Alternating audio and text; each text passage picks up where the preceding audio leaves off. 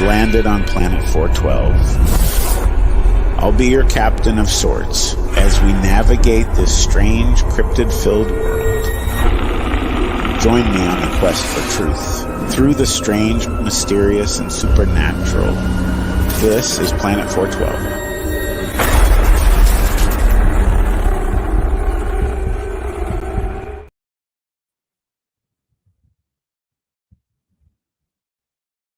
Hello, everybody, and welcome to a Supernatural Town Hall session. I'm Matt Emsch of Planet 412, and I will let you guys say hello. I'm Rye of Codex of Curiosities. I am JC of Curious Cabbages Codex. No, I'm JC from formerly known as Sasquatchers, but we're kind of doing a rebranding with the Watchers here. But hey, how's everybody doing? The Watchers. We're doing good. It's good to see you, and hello to everybody in the chat. We see you guys there. We want to tell everybody thank you for coming tonight. And hopefully we can give you guys a good show. And JC, the Watchers, I like that. I like that. And it's not that Sasquatchers was bad, but I think it kind of pigeonholed you, even though you guys were just branched out beyond that. So, yes. Yeah, we barely even talk about Sasquatch. So that's the truth. I don't know. How about you, Matt? Like, out of all my episodes, I think maybe I have like 4 episodes, and that includes the Lost Frequency as well of Sasquatch. Yeah, you know what? I have my my Beaver Creek State Park. I have a narration that touches on Sasquatch. I had Ernie Davio on, who is of course is Sasquatch. But aside from that, no, I'm not overly inundated with Sasquatch either. And it's not that I'm like, and I'm sure you guys are the same way. It's not like we're like, we don't want Sasquatch. It's just there's so much more that comes forward. Thank you. Yes, I agree. So much more to talk about out there. What do you think is your, I don't want to say strong, but what is your most, I don't know. Help me out, guys. Like for me, the most common or the most the most episodes I have are of either like, and especially lately, if we're talking for Codex, are alien abductions, and it seems to be like I'm just getting inundated with them. Not that it's bad, but yeah, it might be bad that so many people are getting abducted, right? Like that could be a bad thing. Yeah. You know, we've talked about so much stuff on our episodes, and that like I don't even know. Like for a long time, our most popular episode was about demonology with a Catholic priest, right? Cool. Yeah, and we're just now we're pulling away a little bit. We've done stuff on every other cryptid. I know for me, like my specialty is like cryptids, right? Like you give me cryptids, I'll go on for days. Not counting Bigfoot. Do we count Bigfoot as a cryptid? I think so, right? Like that's Bigfoot a cryptid. Is a cryptid. Yes. I'm not a super expert on Bigfoot, but give me like just unknown random cryptids, and I'll Ogopogo. It's in my backyard. Ogopogo terrified me. It's different stuff too. I try very hard, and I said this from episode 1 that here on my show that we would be touching one end of the spectrum and the other. I don't shy away from anything. Everything from USOs to Dogman obviously is a really hot topic these days. Of course, I focus more on that. But I'm talking on a lot of other things as well. And, I have a lot of other cryptids that I'm going to be talking about in the upcoming months. I really want to focus on other ones that don't really get light. Bearzilla. You said USO, that's one thing I haven't ever covered at all. Very interesting, but USO. And for those who in the chat who haven't seen our thumbnails or read the title of this one, just an FYI, we're doing shadow being, shadow people. Ooh, that is scary. Yeah, definitely. And we got a lot of people that have been responding to our polls that we've been putting up every week. I mean, a lot of people been very happy about that. And last week was closer with everything that we had, but shadow entities pulled it out, and that's what we're going to be talking about. I know I've had two things with shadow people that touch my family. One is, and I've spoke about it, I think, with both of you before, about my great great aunt and grandfather in Lebanon. For those of you that haven't heard it, if you guys don't mind me telling about this We're experience. starting. You go.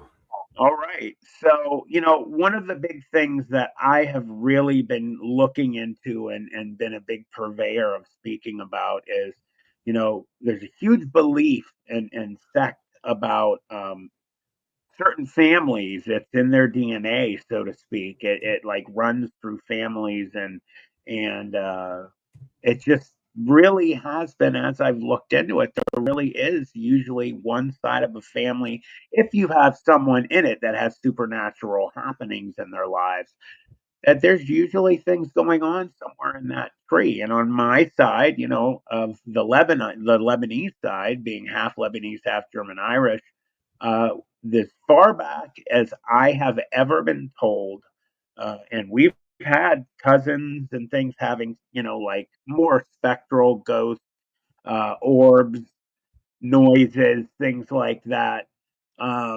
This one is the number one oldest one in my family. So my great great grandfather and my great great aunt, when they were still living in Lebanon, they lived in a small house. Of course, my great great grandmother and my other great great aunt, or my however it goes, the multiple people lived in this house, but this day it was only my great great grandfather, great great aunt.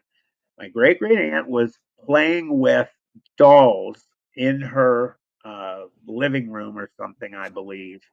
And her dad was outside tending to something. They lived next to a stream in Lebanon, so they had running water right next to the house. We all know that. JC, I see what you put in there. Um, anyway, PJ you're still here, sweetheart. So, we talk a lot about, and there's a lot of thought of how water is, a huge part of supernatural and paranormal events. It helps feed the energy. It helps things to come alive and or come into that space, or come in from a dimension or portal. So what was occurring was, when my aunt was playing with her dolls, she said, she kept noticing out of the corner of her eye that it looked like a shadow, like a person was walking into the room. And she said that two different times she looked and nothing was there. She looked back and she just started playing with her toys. Well, the third time, she said she saw very clearly a person, she thought it was her father, I assume, looked, and there was a shadow being walking towards her in that old school, like, I'm going to get you kind of stance, with green fluorescent glowing eyes. And he starts immediately screaming. Their doors did not lock on this home. It was old school, there wasn't crime, around that area or anything in Lebanon at that time at all. And the doors, they said, when they would close them, they'd find them often open. And they said that was strange because they'd latch, they just didn't lock. Well, when he tried to get in the door, it was completely locked, and heard his daughter screaming. He started beating on the door with a cinder block. Finally, got the door split down the middle enough that he could see through it, like with one eye. And he told her this, and then she obviously told us, that when he was looking through the door, that it stopped and it turned around and smiled at him. And then it turned back around and started to, I'm going to get you kind of stance. And she said, I was screaming for my life. And he kicked the door open finally after a bunch of shots on I think he said the bottom right part of it. And when he got just within grabbing distance of this being, it just dissipated.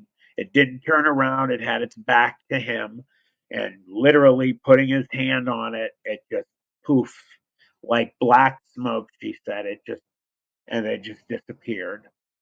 And the worst part of it is 3 days later, he passed away from gangrene. What happened when he kicked the door in? The door on the bottom portions were moist and wet from the environment they were in. And it was all rotted like wood. And when he finally kicked the door in, a big piece of wood that was rotted went into his bottom portion of his leg and the like front area of his lower leg, and he got gangrene and died 3 days later. So shadow person, that is the oldest story I know of in my family. And then the second one obviously wasn't exactly a shadow being, the dog man that we all saw when we had our experience when I was 14 when it was leaving the building, if anybody remembers that part. It turned into basically a large shadow being, and then kind of just into an amorphous kind of big black mass of a shadow and just gone. So those are my two personal experiences. Obviously, the first one I wasn't there, but was told to us. Do you think that possibly the first one could have been a jinn or something along that line? Thank you for bringing that up because she kept saying something in Lebanese to us, and me and my younger brother were like, kept looking at my mom like, "Mom, what is she saying?" Mm-hmm. We figured out later after talking to some of our other cousins who were also from over there, they got her to say, and they said "yin." She say "yin," so they did call it a "yin." Yeah, so that's Wow. what. So she said gin, not gin. Like she didn't want to drink some gin there. She just Correct, correct. Yeah, but with the terrible joke. Lebanese Terrible joke. accent, I'm sorry. with the Lebanese accent, and if it was Lebanese, they'd be drinking Ada. Ada Oh, is a very strong. It's like I want a black nada. licorice Terrible. flavored Oh, liquor. like Zambuca kind of thing. Yes, yeah, we drink it at our weddings. In fact, real quick, going off subject, when me and Stacy got married, she's in the chat. Um, we did shots of the Ada, and it is very pungent and strong. And I have on the recording of Stacy taking a shot and doing it, and the face she made was just priceless. Just it's great. So she Awesome. did not enjoy that. Those were definitely That is that was interesting. me Yeah. aside. I wonder how often, and I'm not saying confused, but I wonder how often maybe maybe confused or just kind of misclassified that a shadow being is thought, is a jinn or a jinn is a shadow being, and Yeah. yeah, and like, hey, we're kind of doing this in general, which means like we're doing it all, but I wonder how often that has happened, which I think is interesting. What do you think there, JC? Can it be both? Can Mm. a shadow? I mean, like a shadow person, shadow being could encompass a lot of different events, right? Like we've recently talked about like the Hat Man, and Yeah. then that's in line with the shadow being, right? And you even hear going back to like we were joking before about Sasquatchers and not talking about Bigfoot, but there's Bigfoot encounters that have ended in the shadow disappearance. The Bigfoot disappears, and then there's the shadow that's left over. Then we have like the shadow people that inhabit nightmares and things like that. So I mean, are you kind of meaning maybe like sleep paralysis kind of thing as well? well, sleep paralysis, I know a big one is, and I was looking up like recent people reporting shadow beings, and a lot of it was people having the same experiences in their dreams or waking up and seeing something, the shadow being at the end of their bed, was a really big one. And I think one of the most interesting things, and I talked about this many episodes of of supernatural town hall sessions before, but I brought up about the occurrence of people in the same vicinity, in the same towns, experiencing the same nightmares, same dreams around the same time. And it seems like that's what I keep finding, when I'm looking at recent like shadow being encounters. Yeah.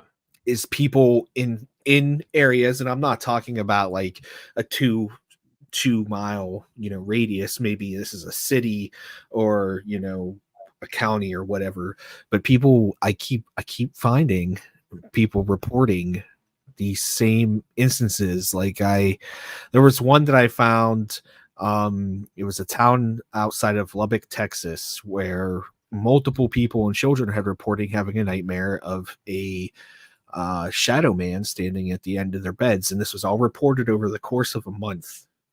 Okay. That people had these experiences. And then, if we want to go, we can deep dive here. Speaking of cryptids, we can deep dive even further to, shadow people have always been a part of like cryptid lore and stuff like that. The one that really speaks to me, or at least in the back of my head, is the Noken, which is in Scandinavian folklore. It's actually a water spirit kind of, but it's more like a shadow. So the Noken can actually replicate your appearance in water. So it has to be in water. It's not something that can come out of water normally. But what happens is people were drawn to water by what they thought were their wives or their children needing help. And they had seen shadows and they had heard voices. So they would go to the water and then they would be drowned or would disappear, going after this entity. That kind of reminds me of, I don't know if anybody's seen like Love, Robots, and I forget what it's a Netflix. Robots. Yeah. Love, Sex, and Robots. Yeah, there's one episode where there is some sort of being that's in the water, and she brings people in and they drown, or they hear her voice or something like that, and the one guy who's deaf is not subjected to it, but that's interesting. Mm-hmm. Well, then we kind of blur the line. Then is that like sirens and stuff like that? But true. These creatures that cryptids that I'm specifically talking about, the Noken, are shadows. Mm-hmm.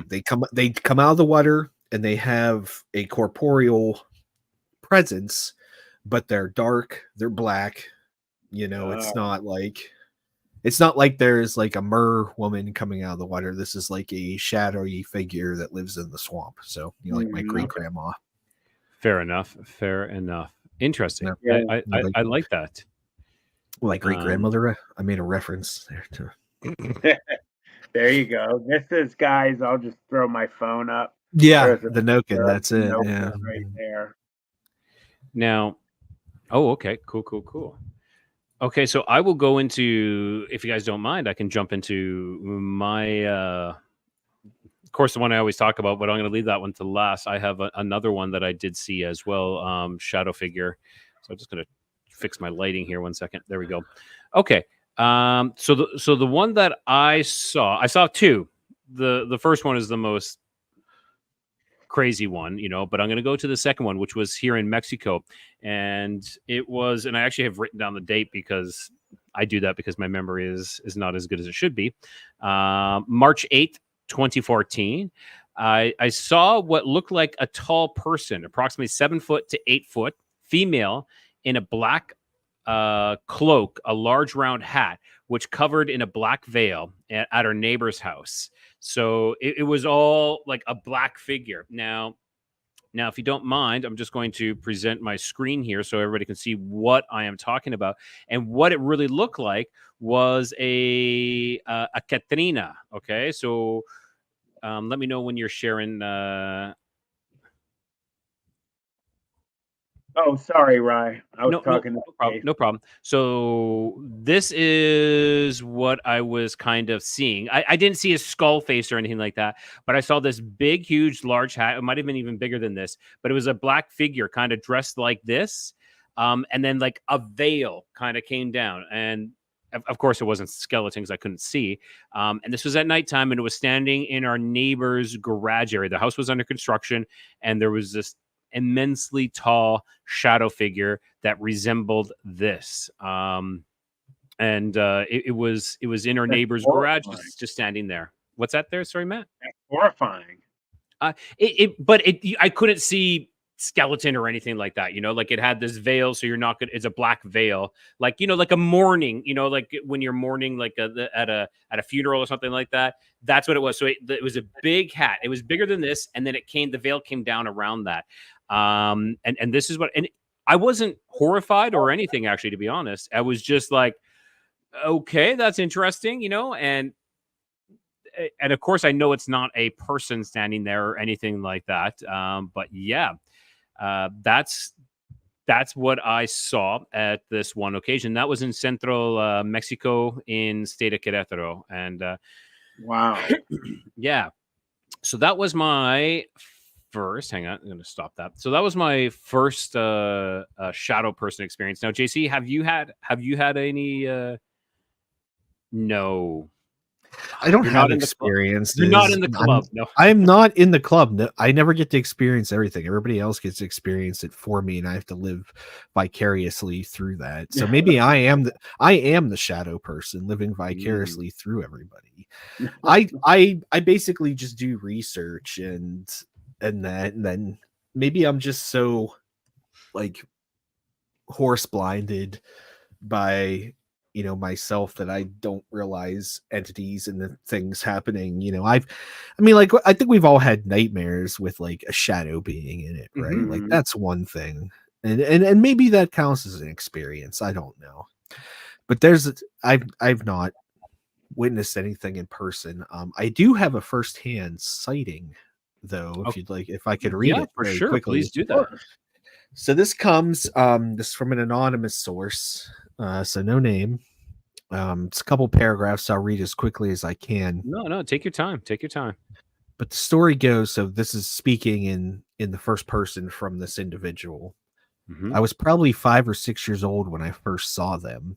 If you're unaware of what a shadow people are, first off, you're lucky. But to explain, they're tall, skinny, featureless black shadows that wear no clothes, have no hair, nothing at all. I grew up in the town of Oceanside, California, and lived there most of my life.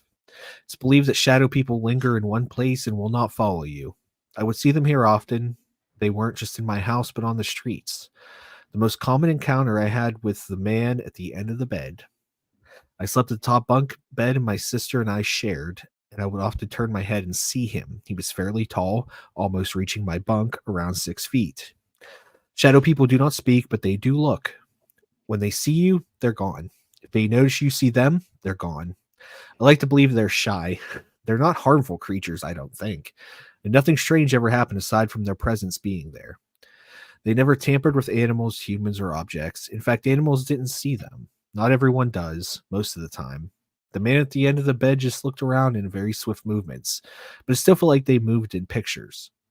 Almost every time I saw him, he would vanish immediately. There was one time, though, where my eyes met where he would be. That was about when I was 9 or 10 years old. I was driving the street one day when I saw another. This was more recent and more clear of a shadow person than I had ever seen. A woman, I think, in a brown coat was walking, and suddenly she saw a shadow person. It followed her steps before vanishing. I only saw the woman turn the corner the other direction before we drove off. That was the only time I recall having seen one move, walk, or run. I've seen one probably 50 more times, same position, along my bed. I'm now an adult with different experiences, but I still keep seeing this entity when I wake up. I moved into a rental in Idaho about 11 and a half years ago, lived in a house in Washington since then. I haven't seen one since. Has anybody else seen them? I can't be alone. Oh, that is definitely horrifying. Nothing really can get that much worse when you're sitting in a dark room and then all of a sudden you start noticing things out of the corner of your eye, and then some people see an actual being, or you're in bed and you wake up to Batman or somebody, a phantom. That is horrifying. I wanted to real quick, if you guys don't mind, Greg Salmi, does anybody know of any protections from shadow people? Actually, I have something. Negative entities and shadow people all thrive on negative energy. Archangel Gabriel revealed in the world of spirit likes attract, positive the positive, negative the negative. Such being the case, the best way in counteracting negative forces is to be very, very positive. Why? Because negative entities and shadow people, as you call them, benefit nothing from anything positive, for it is anathema to their low vibration. We always talk about vibrations and frequencies. Like a magnet, these entities are attached to anything negative due to their similarity and their low vibratory frequency. Develop and cultivate higher human emotions such as love, preference, mercy, tolerance, patience, forgiveness, etc. For these emotions create and produce positive energy that turns off all things. So that was just, some basic ones that apparently the Archangel Gabriel said helped fight that. And I agree with PJ Gene. P Gene, it's no fear. They're fear eaters. That's exactly what they are. And they keep they the more fear you have, the more they're going to feed on it, the more they're going to manifest themselves. And I'll jump into my experience. Real quick, you know what PG does fear? The band hammer. To be banned. Yay. Hey, Fast Hemi. All right. So that's okay. Now this is so I'm going to preface this with saying that prior to this incident happening, we did use a Ouija board, and my thoughts on that is that it we were kids. You go to Toys R Us, you buy a Ouija board. Of course, that's what everyone does. And so I believe I believe there was something already there, but I just believe it kind of empowered it even more, strengthened it even more. So I had, and I always talk about when I came home in the Northern Lights row. I don't know. It just seems to, that's a memory that's how it's like filed into my brain. Was I was out with my friends that night. I was about 17, anywhere between 17 to 18 years old. And I wasn't drinking or partying or anything. I think we're playing video games, if anything. Someone rented a video, like a PlayStation console. Yeah, because we didn't own one. We just rented them. I come home, my friends had dropped me off, and I remember looking up at the sky, watching the Northern Lights as they're dancing through the night sky, and I was like, that's pretty cool. And it was about 10 minutes worth of watching them. But I had to work early in the morning, so I went up, got ready for bed, and I did get home late, so I wasn't going to get my full beauty sleep of 8 hours minimum. But at that point, I was, that's fine. It's fine. I look at the clock and I'm like, oh, I got like 7 hours and 38 minutes of sleep. And when you do that, you're like, okay, if I fall asleep now, I'm going to have this much. I'm going to have this much sleep or this much sleep. So I was doing that. And I always find when you do that, you just don't fall asleep. And I could not fall asleep that night. I just toss and turn and toss and turn. And it's like, okay, maybe 6 hours. I'm going to have 6 hours of sleep. And I don't remember where I ended up, where it's, or what time it was in the morning. Could have been closer to 1 a.m. when this happened. Then something in me just said to look up. And so I kind of was on my side. So I rolled onto my back and I looked up, and floating above me, about 3 feet above me, was this shadow figure. Now, clearly I could see the head, the shoulders, so you could see the head, you could see where it kind of tapered in a little bit for the neck. I could see the shoulders. When it got to around the waist area, and so I could see the arms too, but when the arms were draped by the side, even though it was vertically above me or horizontally above me, when it got to around the waist, it all tapered off. But this is strange. It wasn't a black smoke. It was like a whitish smoke, but the rest of the body was blacker than black. So, I'm sleeping in my bedroom. It's dark, but I can see this because it is blacker than black. So that is what I saw. Now, Now, one thing that was kind of crazy with that was its eyes now, and its eyes, like the whole cornea and pupil, were glowing red. And Matt had talked about this with his dog man. It wasn't like flashlights, like they're like flashlights, but they were like an incandescent glowing red. They were some sort of light source, but again, they weren't like flashlights. And I remember laying there. I laid there for about it felt like an eternity, but it could have been 3 to 5 seconds, and this faded away and disappeared into nothing. And then I don't know how long I stayed there, because of course, when you're in one of those situations with the adrenaline pumping and something is terrifying, you have like the 3 F's. You have either fight, flight, or freeze. And of course, I froze and I did not move. And I laid there now for, I don't know how long. The next thing I know is I woke up in the morning, and, I'm not telling my parents what I saw or what it was, because did it really happen? You start questioning that experience that, like I was wide awake. I did happen, but did it happen? Well, maybe it was this, maybe it was that, maybe I didn't see that, maybe it was something else. I don't know. So that was my experience with my shadow being. You're like cursed. I don't want to talk to you anymore. Right? I mean, that is honestly horrifying. Again, just to be repetitive. I mean, being woken up out of a sound sleep, or just opening your eyes, like laying on your side, and you notice, is that really what I see? And then all of a sudden, my God, a form floating above me, or in the corner of the room, or, again, if it's the Hat Man with the hat on, and we've heard the red eyes, and I don't care. I just think, any type of being like that stands out in a dark room that's darker than that is just something wild, nightmare. Yeah. And maybe this actually maybe triggered a memory that I had. So I'm not just totally making this up off the top of my head, just so everybody knows. I'm going to relate it to a life story. He wants to be part of the club. He's like, I want to be part of the club. I need a story. You're going to have an experience. Mark my words. No. So this, I don't know if this is shadow entity related, but it might be close.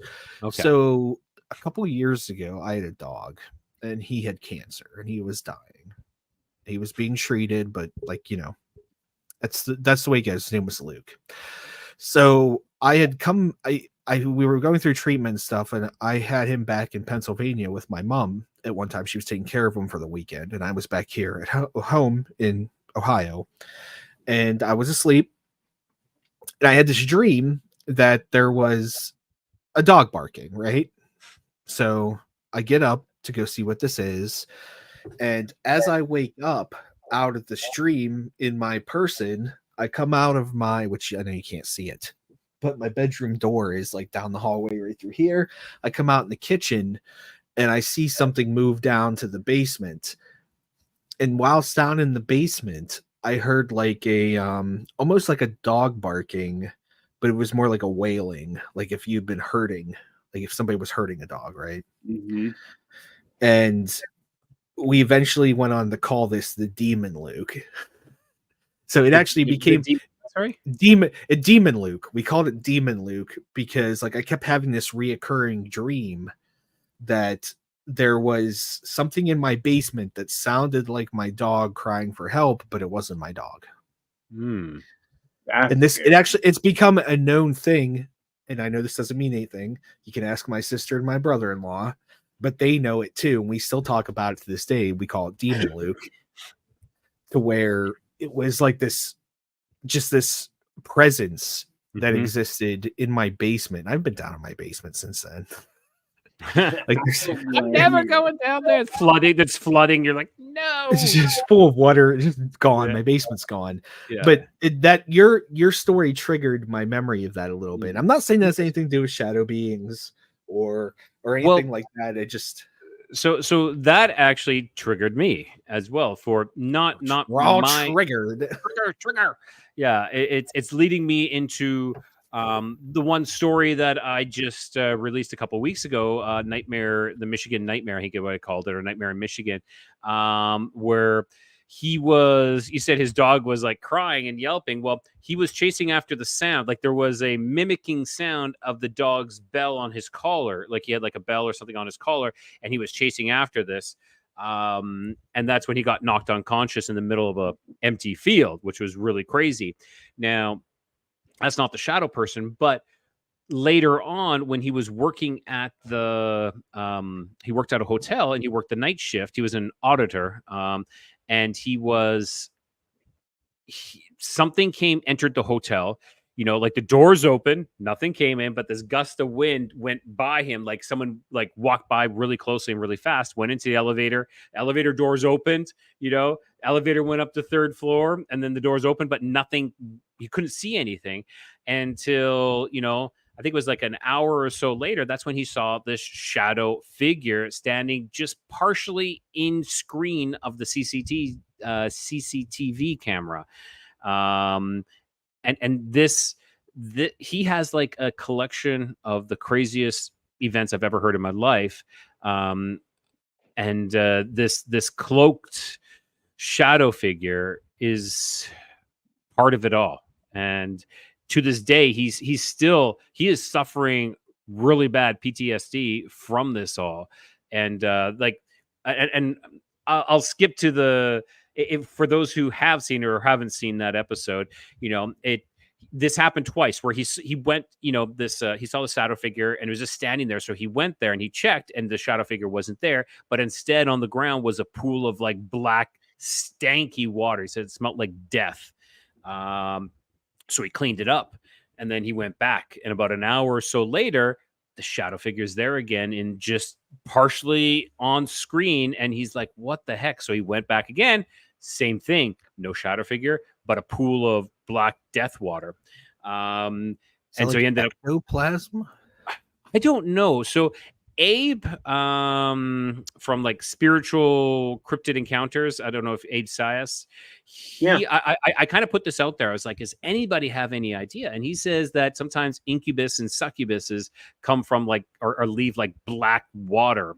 So I was like, okay, that's interesting because it kind of ties in with this whole story. But the craziest part, that's not the crazy part. The craziest part was when he went back. He went home for the night and he got a call from his manager saying, hey, you never did your actual audit. And he's like, well, yeah. And he said, I did. Like he has to fill out this form and, fill out this whole paperwork. And he's like, yeah, I did. So he went there and they actually checked the cameras. And this is where it gets like crazy. So because he's like, oh no, there was like this weird thing that happened. He explained it all. So they go back, check the CCTV cameras. And it was him standing there motionless for like 3 hours in that camera. What? That spot. Yeah. That's something like out of what was that one movie? Paranormal. Yeah. The wife. Yeah, I know what you're talking about. Yeah. Oh man, that is so. Wait, who is this? So this is the episode called Nightmare in Michigan. It's like my top three. It's my top third episode. It's rising the ranks pretty fast. Now that doesn't end there. So when I can see, is it me or is my camera a little laggy? Is my camera a little laggy? Okay. So he ended up, because everybody's like, you're the weird guy. He got dubbed the weird guy at work and things kind of went downhill from there. And he ended up kind of quitting / being let go because of all this.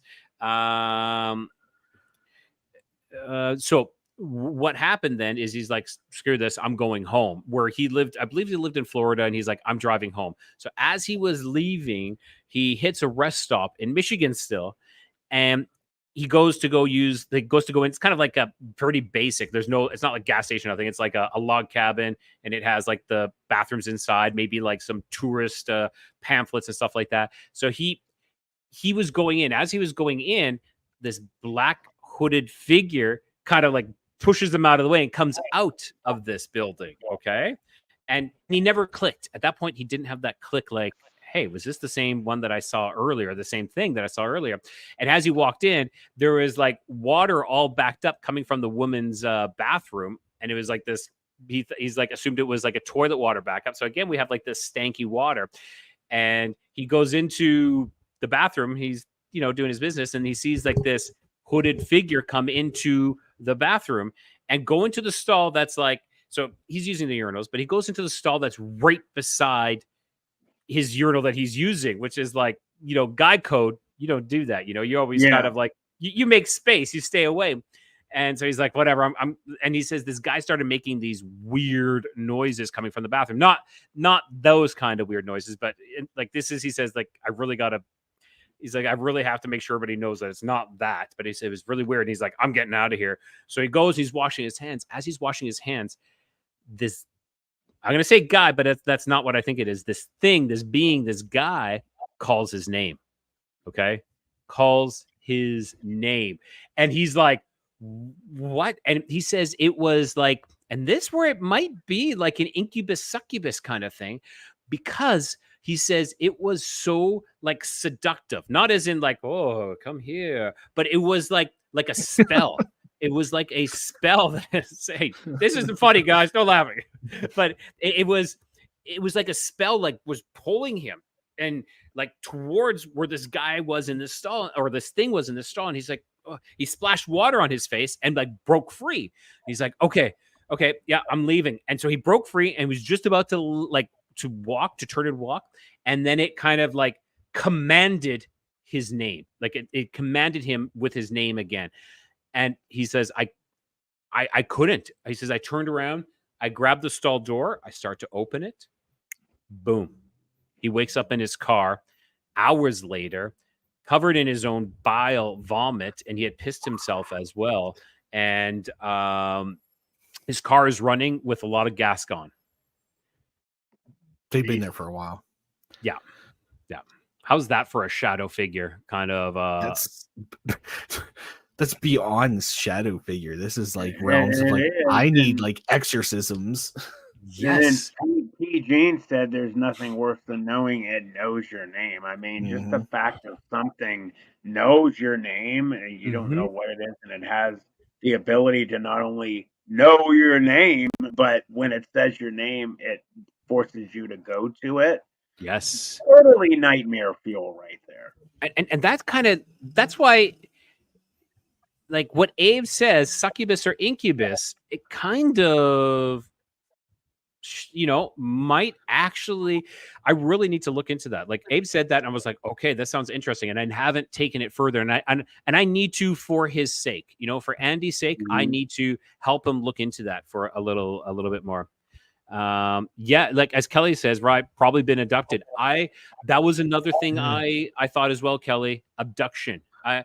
Possibly though, it could be. Have you guys heard of what called our screen memories? No.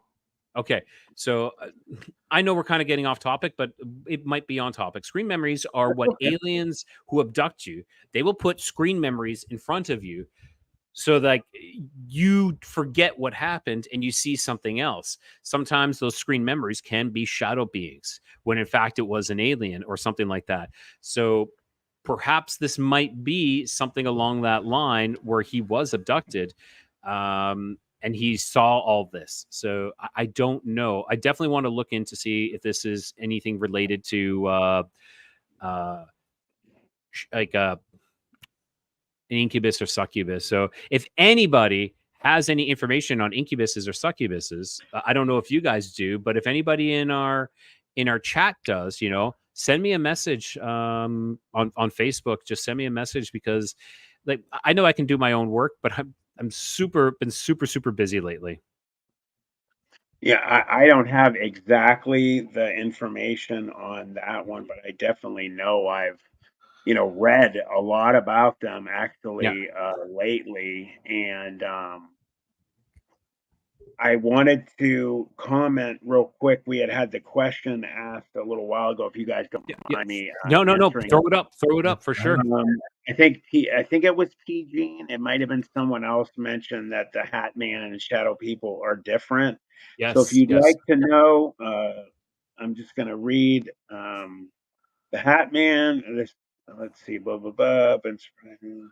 Google variations of shadow person, hat, ghost, etc., trying to see if there are other accounts to validate their experience. The Hat Man is said to be an evil entity, often placed in a category of paranormal phenomena referred to as shadow people. So they're saying that they're same in one. Shadow people are just about exactly what they sound like: dark, vaporous forms in the shape of humans that are posited into a type to be a type of ghost. Some might be dilute manifestations of people who were once living. Others may be something else that we don't understand. But the Hat Man is a singular character inside that broader category, reported to a particular character trait, a more solid outline than most shadow people, and an especially notable visual marker: always wearing a hat. That's not to say he doesn't like to change up his style every now and again. Some people report encountering the Hat Man in old timey clothes, a long trench or cape, and various hats, usually top hat, fedora, or a gaucho hat. Think southwestern cowboy. Some have seen him with red eyes, like I mentioned. Um, and others report featureless, dark face, but he's always tall, 6 feet minimum. And even more often, people say he's about 8 to 10 feet tall, going to the ceiling, forcing him to crouch while standing sometimes because he's so tall. Now, just one second, Matt. So possibly, like, possibly it's kind of related to death. Well, I they and also say, I'm sorry to interrupt you. I just want yeah, to yeah. throw this in, and it can actually be touching on what you're saying. They say sometimes he carries a gold pocket watch that he'll occasionally glance at, which is interesting. Maybe Mhm. he's sticking around too long, or he's looking at Check time of people that are checking going your by. time. Yeah. Right. When am I coming back? Uh, When am I coming back? No, and that kind of it ties into like the La Catrina that I saw. Like it's also reminiscent. If anybody's seen the movie called Book of Life, which is about like Mexican life after death kind of thing, a little bit. La Muerte, the death is very similar. The hat style and everything was very similar to what I saw as well. Now, I just want to touch on a little bit about shadow beings and shadow persons. Okay, I believe that they're different. I believe shadow persons or shadow people are once were ghosts that have gone so negative that they're embodying the shadow being kind of facade, or look Mhm. to scare the shit out of you. I had to say the least. But true shadow beings were never people. Were never people. Now, I do believe that there is a separation between those two, and again, I don't claim to be an expert. It's just the research that I have done that ghosts can turn to try to disguise themselves as a shadow being, but they're still ghosts. But shadow Mhm. beings were never people. They are some sort of dark entity. Jay, Yeah, yeah, yeah, yeah. JC. so we Sorry. no, He no, was I'm thinking this through. So we have yeah, yeah. so again, like we said, like so there's the entities and there's the people, and then you have ghosts that are the people that, and then you have the entities that were maybe never a Mhm. ghost or were anything, they were just the dark.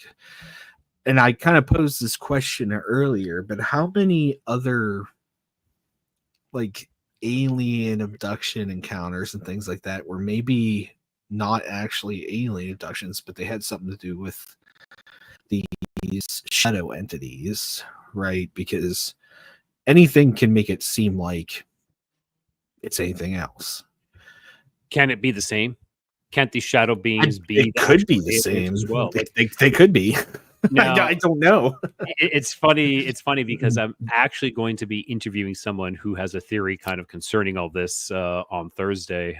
That interview will come out middle of June, but it's around that saying that and she also talks about sleep paralysis too. That sleep paralysis, not actually awake. Okay, you know how everybody thinks they're awake. The theory that she has, and she herself, because she's gone through it so many times, has proven, and to her own anecdotal evidence, that they access your pituitary gland, or pineal gland, sorry, your pineal gland, and they're able to project your surroundings, your room, and everything to copy it, but you're still in your dream state. And she says what they can't do is it's almost as if they're not allowed to copy everything 100%. So if you look around, there might be maybe a window where there shouldn't be, or a door, there's no door where there should be a door, or something along that line. And it's that they're accessing your pineal gland, which we know is our third eye, and projecting this into our brains. And we're actually thinking we're awake, but we're still actually asleep, which I think is mind blowing. I definitely want to hear this. So it's the lamp. Yes. That damned lamp. The red lamp, right? All right. It looks weirder every time I look at it, but I can't figure it out. Do you know what that one is, Matt? The red lamp? No. That is the greatest all time. And I don't know, is it proven true, JC? I believe it comes from people who were saying that like they were in comas and that they thought they were living their lives out and having the fullest, but then they kept seeing that lamp changing. Yeah, this is like the greatest glitch in the Matrix story that ever existed, kind of thing. It was. I'll give you the Cole's notes on it. This individual got knocked out. Okay. And he woke up and carried on with his life, ended up getting married, having 2 children, living a fantastic life. But he saw this red lamp on their, let's say, dresser, or over their TV cabinet or something. It was like it was on like the kitchen. It was in the kitchen. It was on like a table. Yeah, and he says it looked weird, and he something off about it, and he ended up becoming obsessed with this lamp, to the point that his family kind of left him, his wife left him, and everybody, because he was just so focused onto it. And then finally the lamp kind of, I think it like dissolved or something like that, because it wasn't there.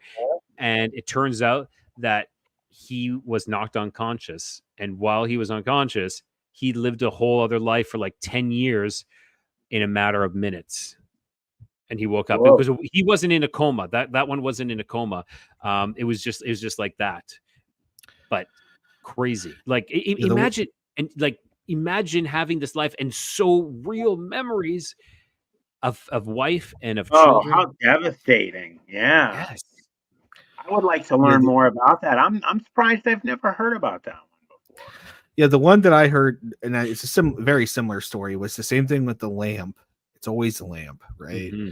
Was the guy was in a car accident, he was in a coma, and he went through this whole thing. He recovered from the car accident, he got married, he had kids, he like got a job promotion, he was like, he was high up there, was making money and having this good life. And then one day he woke up and he glanced over and saw the lamp, and the lamp was not like it had normally been. It was kind of glitchy. It just looked weird to him, right? Not a good texture. Something was wrong. So over the course of like a couple days, every time he woke up, he'd keep focusing on this lamp. Like, what's wrong with this lamp? Why is this lamp here? Who bought this? And he went to his wife, he went to his kids, he said, what is this lamp? And they didn't know what he was. There was like, it's just a lamp. Like, why are you worrying about it? But anyways, long story short, eventually the lamp, he wakes up one day and the lamp is completely blurred. Like, it's all blurred out, that space around the lamp. So he walks over to the lamp. The dude was in a coma for like 6 years. Jeez. Lived out this entire other life just to wake up one day and somebody tell him, hey, you were in a car accident. You've been in a coma for a couple years. All because of this lamp. Now, what then goes into the mindset of what you had brought up a few minutes ago, guys, was, are we living in a false reality? Yeah. That's really wild. You know what's funny, JC? What color was it? Was it a red lamp as well? I believe it was a red lamp, but I think the story that I read focused more on like every time he focused on it, it became more and more distorted. Like he knew something was wrong with it. Yeah, this is the exact same kind of story, but different. Yeah, that's really interesting. And the red pill almost. Yeah, and I had talked to someone just recently where they were talking not a red lamp but a red light. She saw a red light on a wall, and and the wall faded away to what looked like a the what wall looked faded like away. Matt's broadcasting area. Yes, yeah, exactly. Matt's broadcasting area, exactly. But she That said was, I she knew you saw were going through to the talk. wall, and behind the wall were guys. She said it looked like at a control panel and everything, turning dials. I've And heard that. Yes. I had a I've lady heard that. just tell me this story, her own personal experience, and they said, "Oh, I think she can see us." And she responded, "Yes, I can see you. Yeah. Get the hell out of my house." And that was it. She never saw them again. But it was a red light, kind of ominous with Matt's red light, like you're saying there, JC. Yeah, I like how we deviate from this, and that's okay. We start with the shadow people, but this conversation just goes naturally, and I like that. I like how Yeah, it's going like I do this. Yeah, too. There's nothing wrong with it, yeah. Mutating and other things. Well, Mutating. depends.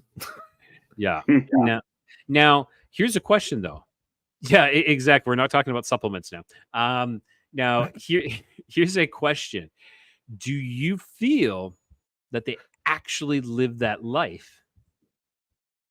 Did they cross over to another dimension, live that life, and then something pulled them back into this life? And this is complete speculation. It's only I don't think you can answer it outside of complete speculation, right? Of Maybe, course. yes. I mean, the story that I told, the guy was in a coma for a couple years. When he woke up, it actually worked out for him. His family was elated. His wife, his kids, everybody were like, "Oh my God, he's back!" He lived this life without them though for like 2 or 3 years, and now he actually gets to live this life that he came out of this coma. Like that's a positive story, right? That's awesome. So he gets to live the cool story twice, minus the fake lamp. Hopefully, he might get the lamp again. We don't know. That's interesting. He might get the double whammy on that lamp. It could be here or there, right? I heard a story about this one gentleman. He was in a prison, and his roommate would sleep for 12 hours, and everybody would just let him sleep for his 12 hours. And he finally asked him, like, what's going on? Like, why do you sleep these 12 hours? And he told him that he lives a completely separate life in his dream. When he goes to sleep, he wakes up in his other life, and he lives that for 12 hours. And then he comes back and lives this for 12 hours. Like my prison life. Yeah. And he has extreme detail when he leaves this and talks about the other one when he's sleeping. It's always, he has like, does he have constant, like, he falls asleep and it takes up where it left off? And 100%. Wow. Yeah. Like when he falls asleep, he wakes up and his life goes on. That I heard that one actually on the confessional. I think it was on the confessionals. And I was just like, yeah. It's exactly like P. Gene says, so he can skip out of jail. Exactly. One life is in jail, the other life he's free. Like, okay, it actually works. It's like, yeah, very strange, very strange. And think about it. If that was your life, yeah, I don't know. It would be so strange. I wish I could do things like that, but instead my dreams constitute me uppercutting Big Bird and then falling down flights of steps. Like Brett said, sorry. So Brett said he kept a journal of that and his cellmate read it. Okay. I think that was exactly it. Yeah. It's been a while since I heard it or read it, but you are correct, Brett. Yes. So imagine that. That is just mind blowing that, that this alternate reality, I totally believe in alternate realities. 100%. Oh, for sure. There has to be, yeah.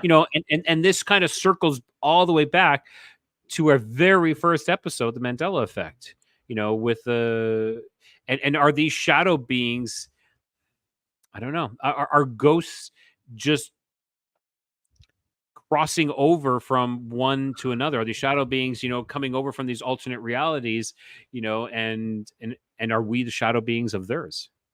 And that's what I was just going to bring up. I had mentioned that, one of our last shows is, I've been saying this to people a lot of late. You have these either, whatever spectral beings, be it a ghost, Most of the time, it's the shadow being in the corner of your room staring at you, or the hat man who will literally either be floating above your bed or come up on you and look at you in bed.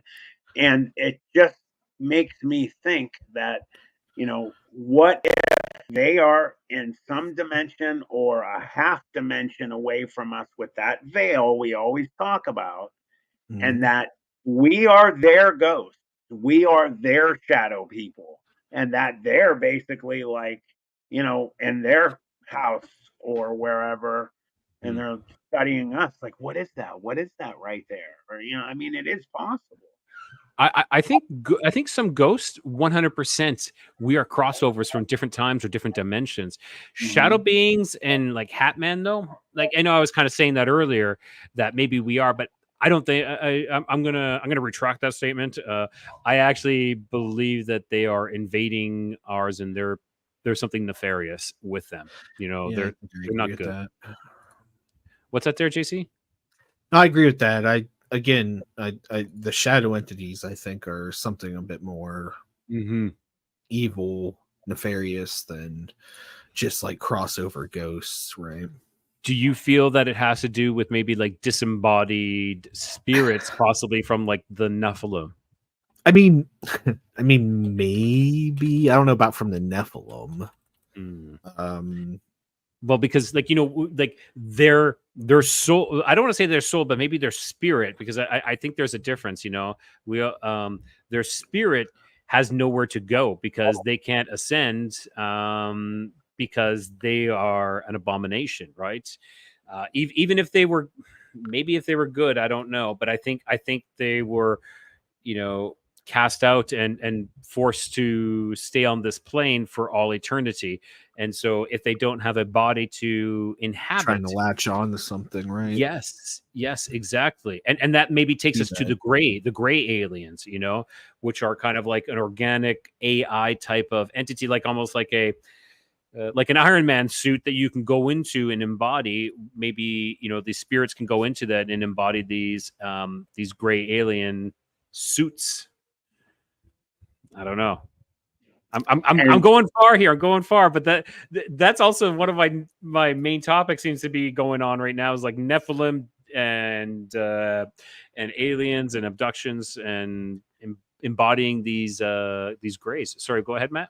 Well, I was just going to say, what has really been kind of, enthralling me as of the last, I'd say, I don't know, 5 years, it started to really pick up, is they talk about the Greys, about not being an actual race of beings, that they are more or less worker bees or, created androids, or, they're just copies upon copies upon copies. And they're smart enough to be able to, go through the wormholes or the portals in other dimensions and get their work done or whatnot. Grab people and do whatever test they need to and get them on their way. It just, it makes you really think about the beings that are in charge of or that created those. So if those things have come off to us for so long as these incredibly advanced, intelligent, beyond our means, beings, and if they're just basically a robot or android for something else, it just blows the mind about who is making them. Yeah, and it's completely off subject, but let's do this. Let's keep talking about this. Yeah. I sorry, what it was, I missed a comment here by Head Trip. So Head Trip says the Nephilim get blamed for everything. I am watered down Nephilim. My family are up to 8 feet, superhuman strength, gifts, 6 toes. Now, Head Trip, are you serious with 6 toes and 6 fingers? Because that's interesting. Now there were Nephilim who assisted David, and I forget who.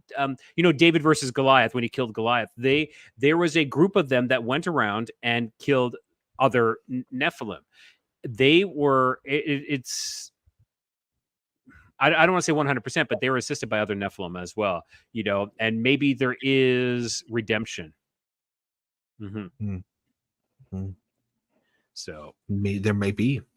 Yeah, it really is. But Interesting. what does redemption look like for Nephilim? Because I don't think that's possible, right? I don't Like, know. not that we're aware of. Yeah, like unless there is, unless there truly is forgiveness, if you claim, and you go that route, maybe there is a chance. Maybe there is. Well, remember the forgiveness came after the fall of the Nephilim. That was so the Nephilim were pre-forgiveness, so they can suck it. But the Nephilim came back, though. The Nephilim resurged Wow. after the Great Flood. So, well, they should be lucky they survived the flood then. mm-hmm. I agree. Yeah. No. So I missed P. Gene. P. Gene was saying, or someone had said, I think it was P. Gene, but someone was saying, are all abductions, and since we're kind of going with that, are all abductions evil? And Numa was saying, you guys think all alien abductions are bad? And this is my comment: if you are being abducted against your will, yes, of course it is bad. If they're abducting children, yes, it is bad. If they tell you straight up, hey, do you want to come back with us to our spaceship, and we could do some experiments on you, and you agree to it, then no, that isn't. But if you are being abducted against your will, then yeah, that is bad. Now, even if it's for the greater good, no matter how many excuses you can make, it's for the greater good. It's this, it's that. If you're being taken against your will, 10 out of 10 times, it's not good. Now, Numa's comment here. I think aliens are so intelligent they wanted to hurt us, they would have destroyed us. Of course. But they're not about destroying us because we inherit the earth. I think they're trying to copy us, is what there is. They're trying to make hybrids to copy us. Yeah. Yes. So it's not. Yeah, it's not about destroying us, because I agree with you. They want to be us. Yeah. Why David? Well, just let any alien know they don't want to be me. Hey, Joshua, tell me why. Tell me why. Life. They might have a really shitty life, JC. They're in for a ride. Yeah, it's yeah. So yeah, if I think the hybrids, and the story of hybrids is also ties in with black-eyed children, that they are said to be hybrids. There are a process of creating the hybrids. So it's really interesting.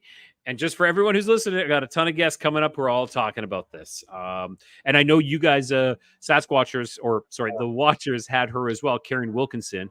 Yes. She's awesome. Fantastic. She is a wealth of information. So nice. Yeah. So she talks about it, and then like I said, it was like, I don't know, like an attraction. All of a sudden, I started attracting all these alien abductions people, and there was one person who, his abduction was not the best, but it had some good things to it, and now he's actually actively pursuing to contact the aliens again himself. Okay. So, yeah, it's a theory I've never posed in my mind, is that the aliens want us. They want to be like us. They want to have souls. They want to. I've never thought of this before. Now my mind is just exploding with all these different theories. I want to be like you. Yes, isn't that? It makes sense though, right? Yeah, it does. Sorry, go ahead. Yeah, I read that question, and I don't know. I said I don't know, Josh. Hey, brother, do you know why David picked up 5 stones before he faced Goliath? I don't. Was that for one of each of the? Because Goliath had 4 brothers who were giants as well. He intended to kill Goliath and his 4 brothers because he only needed 1 stone for Goliath. Yep. I kind of thought that, but I didn't want to. I wasn't 100% sure. So thank you for bringing that to my attention and confirming that. And P. Gene, yes, the SNTHS are, I don't know if they are specifically a type of Nephilim, but there is a lot of talk that, there was there's rumor that maybe St. Christopher was a dog-headed man. And there's also pictures of another human form of St. Christopher. But the fact that there's so much talked about that St. Christopher quite possibly could have been one of these dog-headed men, son of Sicily, from the island of these dog-headed men, and the things that St. Christopher accomplished, it really blows your mind and gets you on that subject of, that could be, all the way back to what was starting to bring dogmen and, that, or go even further back, maybe Anubis and then son of Sicily. Interesting. So we're all over, right? And that's great. Let's just go with it. Yeah, I agree. I agree. Yeah. Now, let's see. So Joshua, you got some great information. His mighty men actually saved David's life because he and his mighty men, that's it, mighty men, that I thought it was that. I was going to say men of renown, but it's not. Mighty men went after Goliath's brother and killed them all at a later time. Yeah, that I knew. And I know that within the mighty men, there was at least one or two other possible Nephilim that joined them, or giants that joined them in this. So really interesting. Someone was saying, yeah, the Greys are bots. I agree. They're like an organic type of, yep, an android, more or less. That it's kind of like a shell. That's the word I was looking for. A shell. They are a shell that can be inhabited. Whether it be by a spirit or by a remote, kind of like a drone. Well, they're drones, so you can like control the drone. We fly airplane drones and everything like that. Well, they are far more advanced. And Lee was saying they live underwater, and I think that's becoming more and more apparent that I think they definitely are some underwater bases, whatnot. Underneath, there is something underneath California. California there's something very strange. Here's something to talk about, actually, something kind of crazy. Oh, Matt, are you frozen? Uh-oh. Matt's frozen. I'm back. There you are. There you are. Yes. So you guys froze. No, we no, because I was like, maybe I did, but then JC was talking as well, so I was like, okay, no. That's okay. I got new equipment coming. Here's something kind of crazy. Is I know, like, I'm going all over, but the big one, the big earthquake, the San Andreas fault, that was like supposed to happen, and California was supposed to fall off. I think something stopped it from happening. I think like, you haven't heard any big earthquakes from the San Andreas fault for how long? I don't know. What do you guys think? I mean, you go back to, we could be talking about Tesla, and he created his little earthquake machine, and he went and tested on a construction site where they had steel girders, basically a skeleton of a building that was being built, and he put it on the one girder, and it started out just tap, tap, tap. Pretty soon, they had the building was shaking. They had a literal earthquake going on, and just as police and everybody, and it was just in one spot. Police came, he took it off the beam, stuck it in his pocket, and just walked away. Now, if we can control the weather and we can control, he can make an earthquake with that little device back then. I truly believe that they have abilities to do something with possibly either starting and or stopping, like mitigating. Yeah.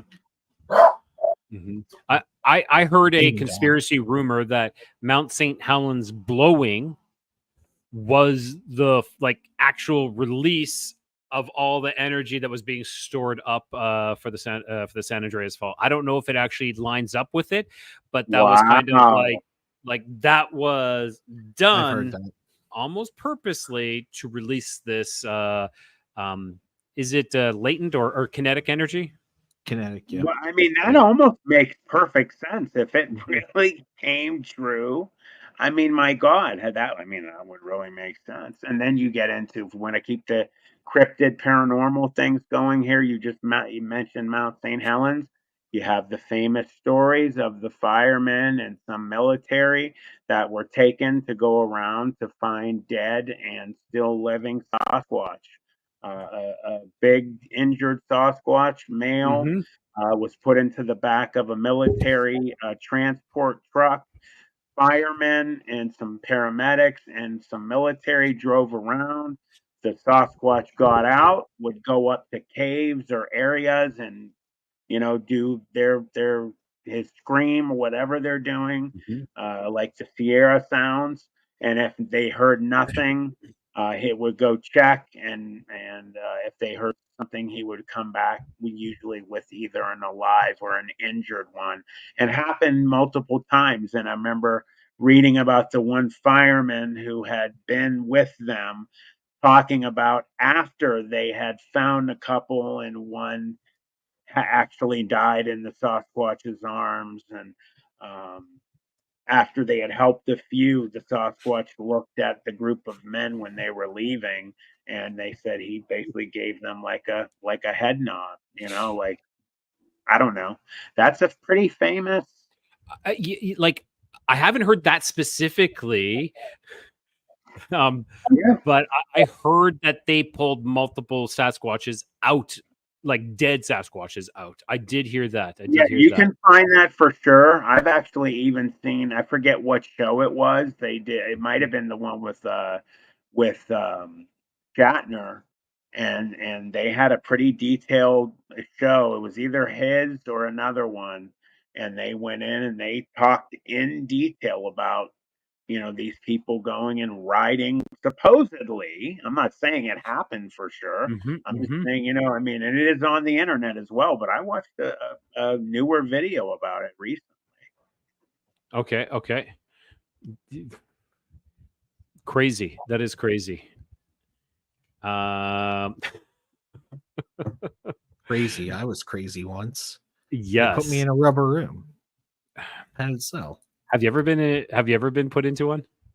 No. Okay. Me neither. I've yet to even be arrested. Bring it. Bring it.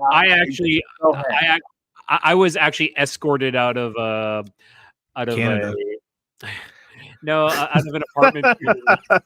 I had played rugby because I used to play rugby. I played rugby. I had 2 games in one day, and I was like beat. But we went out drinking that night, and I was walking home with some friends, and the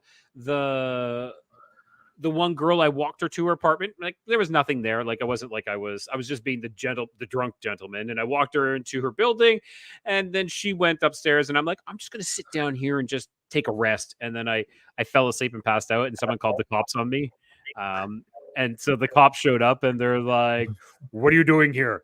And I'm like, like I was just walking a girl home. What does it look like I'm doing? And then I fell asleep, and they're like, and they were definitely playing good cop, bad cop. The young cop was being an a-hole. The older cop was being nice. They're like, "Can we see your ID?" And I'm like, "Yeah, sure. Here, I played rugby all day. I'm just really, really tired." And the old cop's like, "You need a ride home?" And I'm like, "Yeah." So like, "Okay, get in the back of the car. We'll take you home." So it turned out it was a UFO. So they're driving me home, but it was my rugby coach that I was kind of with earlier, and he had gone to eat with, like, he just kind of left me and went to eat with the other girl, and then he saw me like being taken away by the cop car. I was in the back of the cop car, and then next rugby practice, I was like, "Oh, I heard you got arrested." I'm like, "No, the cops just drove me home because I'm a good guy." Hey guys, I don't mean to jump. I have to go to another interview that we have here on our channel, so I just wanted to say, Rye, Matt, I love the both of you. I love everybody here in the chat. P-Gene, still gonna block you when I get the chance. Yeah, come on over to Sasquatchers, P-Gene, and then you'll be blocked. Yeah, you got to be blocked. You're definitely getting blocked on Sasquatchers. Yeah, sorry I have to jump. I will talk to you guys as soon as I can. Yeah. Thank you so much for having me on. It was a great discussion. We'll do it again. Absolutely, man. Have a good night. Thank you. Thank you. See you guys. Later, brother. All right. Hey, Matt. So it's just us now. We can keep this going a little bit more. And Brett had actually spoke up and said he had actually heard that story I had mentioned as well. Oh, and the Bigfoot ones. Yes. Sasquatch, and and there's actually videos on it, but I'm not doing that right now because I got demonetized off of that one video, so I have to be careful about what it's just so that I wonder if you hold your phone up and show it on your phone, if that's possible. But I wouldn't want to test it because yeah. So what Matt means, if everybody who's watching, we got demonetized, was it the last episode or the episode before that? It was the episode before that. Yeah, it was the Antarctica one. We had put like an interview. Like I went and found the interview. Matt's like, or JC showed this one, and so I put it up. By having that, it's copyrighted material. So if you put that on your channel and you're kind of like having it as your own, yeah, they're like, nope, this not their channel, but this video is no longer monetized. Yeah. But you can blank it out. And so Matt blanked it out. I also shared that to my account as well, and I ended up just cutting it out as well. So it'll be it's real simple. But I did get it when I went to go. So after every live stream's over, I go back and I hit the monetization of the video, and it would not let me. It was saying that you had some copyright infringement going on. It's not against your channel. It's against the video, like you said. And it was really cool. You could either fight it, or you could press a button and it would go do it all itself. Fine. It was like 5 minutes and 43 seconds. It went and cut it and jetted out. And the next thing I find out, it's over and I could monetize. So that's why we're just being careful about like showing videos. I don't know if you could use. What's crazy though is, so remember I was saying, we should have songs on from people who play their own songs, their own music. It's the same thing. Even if people give you like, so I've had previous guests who are, artists. They have their own music and they're like, please put our music on. But like, I'm not monetized yet, but it tells me that it's a copyrighted issue. And what happens is that video, it allows it still says yes, but it will never be monetized for that reason, which is crazy because, they're giving me permission. Yeah, please use it. Please do this. But I can't because I'm getting much closer to being monetized and I don't want those issues. So it kind of sucks. I want to promote their music. I so want to do it, but now I'm like, well, I can't because YouTube, maybe Rumble can do that, but I still haven't set up Rumble yet. But okay, let's get back into this. I know we were talking about, so let's ask the chat, do we want to keep talking about aliens, Nephilim, the tie with all that, or shadow people? This conversation is kind of fluidly going. Let's see what let's be honest. We could go and keep talking about shadow people all night, but we've had a lot of good shows where it just flows and ebbs and changes, and I like it too. So guys, if there's something that you'd like us to talk about, in fact, I believe it was Lee Crisp. I think it was Lee Crisp or somebody that had that color of the button. What did they say? Had mentioned about what was our opinion about the Miami Mall incident. That's something. Oh, that was a way back. No, I thought it was it was the Las Vegas UFO. I saw the Las Vegas UFO. I'd love to talk about that. So I am not too well versed in it. I was kind of like, I don't know. Kind of like with me with the Miami Mall incident as well. I don't know about that one. I don't know. So okay, so this one pretty well. No, I don't. But sorry, I'm just gonna do a quick little thing before we jump to that. Okay, so Numa, what are Nephilim? Nephilim are the offspring of fallen angels who mated with human women, and what they created was these kind of abomination giants, because they're giants. When you hear them talk about, and you go back into a lot of history, let's say the Greek pantheon. Are they really gods, or were they just fallen angels? And then how Zeus mated with mortal women, created like Hercules.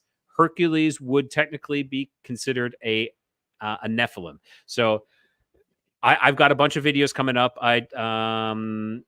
Marzulli, I've released that one where he talks about it. But Matt, go ahead, take the reins here for you're going to talk about the Las Vegas one.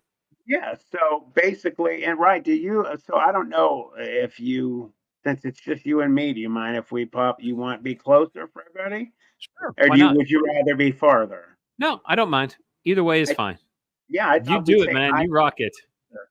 So, basically, the gist of the story is people notice, and there is actual police video from cameras in the windshield of it looked basically like a blue comet streaking through the sky, and multiple people have video of this, and it Okay. ended up crashing in these people's backyards. Well, what happened was they ended up calling the police and said something crashed in our backyards. And as they were on with the dispatcher, they said, but that's not all. There's something else going on here. And they ended up telling them that there was a UFO that crashed, and there is a very large being or beings that crawled out of it. And they saw, I think it was two of them in the backyard. And they said they were like 9 to 10 feet tall, I believe. And the police, of course, the dispatcher was kind of like, okay, so what are you saying? And we're like, we know we sound crazy, but we have like some kind of creature or alien in our backyard. Please send somebody. Yeah. Fast forward, you have cops on the call. He has his camera rolling, and Like they like talk like a to body people. cam. Yeah, body cams rolling. They have actual body cam footage of Las Vegas police coming to their house. They're talking to them about it, and the one cop says, one of our other units has footage of that thing going over and crashing into your backyard. From afar, they saw it. And the one even commented, like, man, I don't want to go back there. I don't even want to deal with this. And so apparently they had them come back on another day, if I remember the story right. But the police were afraid to go back there. They didn't want to go back, and I don't recall if they actually went back or left and made it. They seemed like on the recording that they left. And then I think the people had said that they disappeared, but also came back at another time. Other people had noticed these beings apparently too in the neighborhood's vicinity. So the Miami Mall one, I'm not too sure I'm buying that sucker. But I kind of got sucked into one guy who was like, he took me for a loop. I got suckered in. I was like, he was talking about portals, and I was like, yeah. And then I started to and I was like, dude, you gotta contact me so I can talk to you. But no. But that's really interesting. So, what do you believe that the Las Vegas one is legit? yeah, you know what? And like P. Gene said here, the video that was looked at by some video analysts and said it was not tampered with. I saw them say that as well. Mm-hmm. And Ohio Dan, we will actually talk about that as well, since I know Beaver Creek. But Yeah, I saw that. I actually do believe that there's something. I don't know if I believe everything 100%. But after what happened to me when I was 14, my mind is absolutely an open book of possibilities. With the way that the police acted, they said another officer saw it actually going through the air when it was coming down. The other officer on the recording of the two officers there, one's chest mounted video camera records the other one saying, man, I don't want to go back there. I don't want to deal with this. I'm not, they just flat out say that they were nervous and scared. And I don't know. There's quite a bit of believability to it. So I'm going to give this one, like, if I was going to give it school grades, Yeah, I would give it like a B in believability. Okay.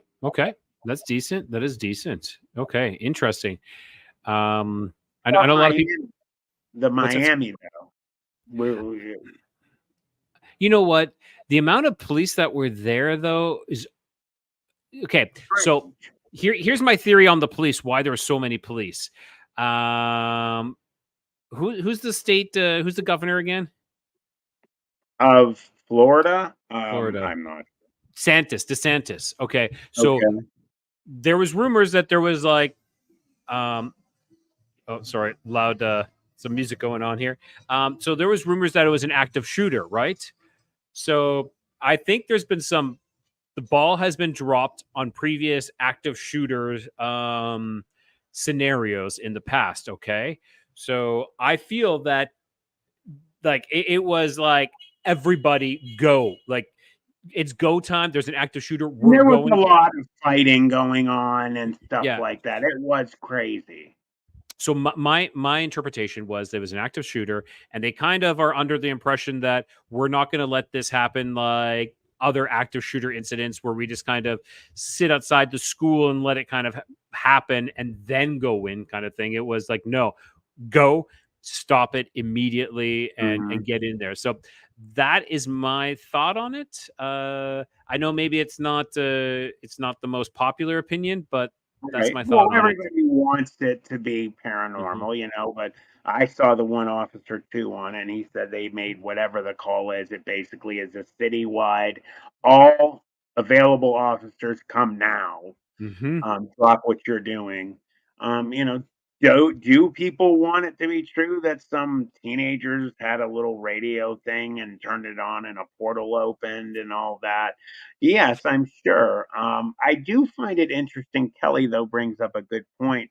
There was a couple people who actually were pretty smart. One girl on TikTok Mhm. did it, where she took the location and turn them around the what do they call them, the numbers and The GPS the coordinates, GPS the and longitude and latitudes. where the Miami Mall is Mhm. and completely flipped them around, and it brought them to some spot in Antarctica, which then put the mindset on, oh, if it's true, maybe they accidentally put the coordinates in backwards and they popped out in the mall like, oh damn, why are we here? Which would be actually kind of funny. I'm calling no on that one though. Well, okay. Just before you jump too far away on that one, though, Matt, I was talking with an ex FBI agent. Okay, he is like real life Mulder is the best way I can call it. Okay, Okay. and he explained the reversal of numbers has something to do with time travel. Okay, so Oh. so Is like that you're the in guy that's on the shows who does shows now? what? Sorry. The FBI agent, is that the ex-FBI agent who does, like, TV shows and that? What's his name again? Well, this one was Walter Bosley. So Walter Bosley, and I interviewed him. It's my Disneyland Portals episode. He talks about that he had kind of a mentor, and he had talked to the mentor previously, talking about time travel, and the mentor said, "Oh, the American government or the American military discovered that over 100 years ago already," Mhm. and it was further along years later. And he asked him like, "Well, what is it?" He's like, "Well, you're not ready to know that yet." And he talked to this individual years later when he said, "I believe it has something to do with the inverse of your actual age, and that is representation of you going back in time to that age of yourself." And Walter actually believed that he himself has done that. He believed that because there was an incident when he was, we'll say 14 years old, or it could have been a little bit older, where he woke up and everything was different. And he was like, whoa, this is my hand. Like everything seemed different. It was like, and so his theory on it was that because he had cancer and he survived cancer, but his theory was he was dying of cancer and he was able to reverse his time, go back to that point where he was young again, and that's when he woke up and he was like, "Look at my hands, different something's different with my hands," is because he's seeing his younger self. He looked in the mirror like, "Who is this person?" Oh, Oh, it's my younger wow. self. So really interesting, really interesting. So Extremely. possibly you never know if this inverse coordinates have something to do with it. I don't know. Agreed, Mhm. agreed. Lee Chris, and we'll get back to you, Ohio Dan, here. This one's kinda holding on to what we're talking about. They claim that CERN can create portals and have discovered a particle from another dimension. I 100% have heard that exact thing. I've also heard that they've been opening portals for a while. I heard the one story, Rye. I don't know if you heard it. Of course, it can't be substantiated for sure, of where some scientists actually have disappeared from from the one CERN site because they had opened a portal to all intents and purposes. They explained was like hell, and creatures and beings came out of it, grabbed some of the scientists, went back in, and they were able to close it. There's that one kid, I forget his name. He's like the smartest kid on the planet. Actually, was freaking out about the collider, saying that Yes, they yes, yes, yes. that I heard, they didn't he disappear? you know what? I heard that too, that he did too. And he was freaking out about when we talked about the Mandela effect, that they actually brought two dimensions together, our Earth. That's why we have some people remembering XYZ and others remembering it at ABC. You know what I Yeah, mean? and I actually don't believe it's two. I believe there's more than two. I believe it was multiple are brought together, because some people have certain recollections of one thing. Like, let's say you have one Mandela effect that you remember, but there's another one you're like, no, that's not real. Okay, so that means that you're from planet A. Well, okay, there's the prime planet where everything is the way it's supposed to be, and then there's this one where you remember one thing here but not this thing, and then this one remembers both things here, so that means that they are two separate realities, and I believe that they're all brought into, and I think it's because, I personally believe, because Earths were instantly destroyed and our consciousness were all brought over, and we kind of, it's not like the bodies were brought over. I believe our consciousnesses merged and perhaps took over the existing body that is there. Of another one of us. And Yeah. I believe, yes, Numa. If anybody watches my channel and watches this town hall, I always talk about multiverse, and I am absolutely positively, I would bet my life that there are multiverses. There are parallel worlds that go like looking in a mirror and seeing a million of yourself just going on and on and on. And on each one of them, you are just something is just a little different, a little twist, and you are just a little different, which would make kind of sense that if they did destroy those, we have to go somewhere, and that would be messed up, that, say the planet that was destroyed was Earth, B, and they came over to A and got rid of some of the what meant to be normal ones were. But you can also argue that if there's multiverses, no one of us are actually what really was meant to be. That's why there's so many different ones. Yeah, and I have an interview with because I wanted to do a documentary on glitches in the Matrix, but I don't think that's going to happen. So I think I'm just going to drop that interview where the one lady, she totally believes that she jumped timelines and she took over the consciousness of another her, and inhabited that other person, and that other, like, her body from the existing timeline died in the car accident. So Oh really wow, interesting. Yeah, that yeah, yeah. is extremely. Head Trip was talking about Einstein and his theories. Now, I'm under the understanding that Einstein is a fraud. It's A lot of something. I've been hearing that Mhm. too. He's copied a ton of people, and he would never ever openly debate anybody. So, either you feel so confident that you're like, why should I waste my time and debate them, or you're a fraud and you can't debate. That'd be wild how much that they made him out to be like the end all be all, whatever, like E equals MC squared is Mhm. absolutely nada. Doesn't mean anything. It's just junk. Yeah. How crazy would that be? And Pamela Stefanich, CERN is building another facility 3 times. I saw that the size of the current one again in Switzerland. These things, people, if you don't know what they are miles upon miles long, and it makes a big circle. And I mean, yeah, I saw that one on the news. Yeah. Thank you. Now, like when you're talking about them opening a doorway, that leads us into the Montauk Project, which was on Christopher U.S. soil. Garatano. Yeah, Christopher Garatano did a show on that. exactly. So that's interesting. There's a lot to say about that. Yeah, I don't know, man. I'm excited about all these interviews that I got. How about you, Matt? I know I'm kind of changing the subject here. Like, I'm excited about all the interviews that I got coming up with all these interesting folks. Mhm. I find, and I know as our viewers and our listeners, you guys, I hope you enjoy the content we're bringing out as much as I'm sure you enjoy it too, listening to experiencers or researchers talk about what has happened. Now with people who've had these experiences, I think as an interviewer, it's a fine line that we have to walk, because you know we want to hear this experience, but I don't want to exploit the person because of their experience, because they're still here. Like yourself, Matt, you're still having this experience. This is still affecting you to this day, with Oh that yeah. dream that you had where it busted Oh through. yeah.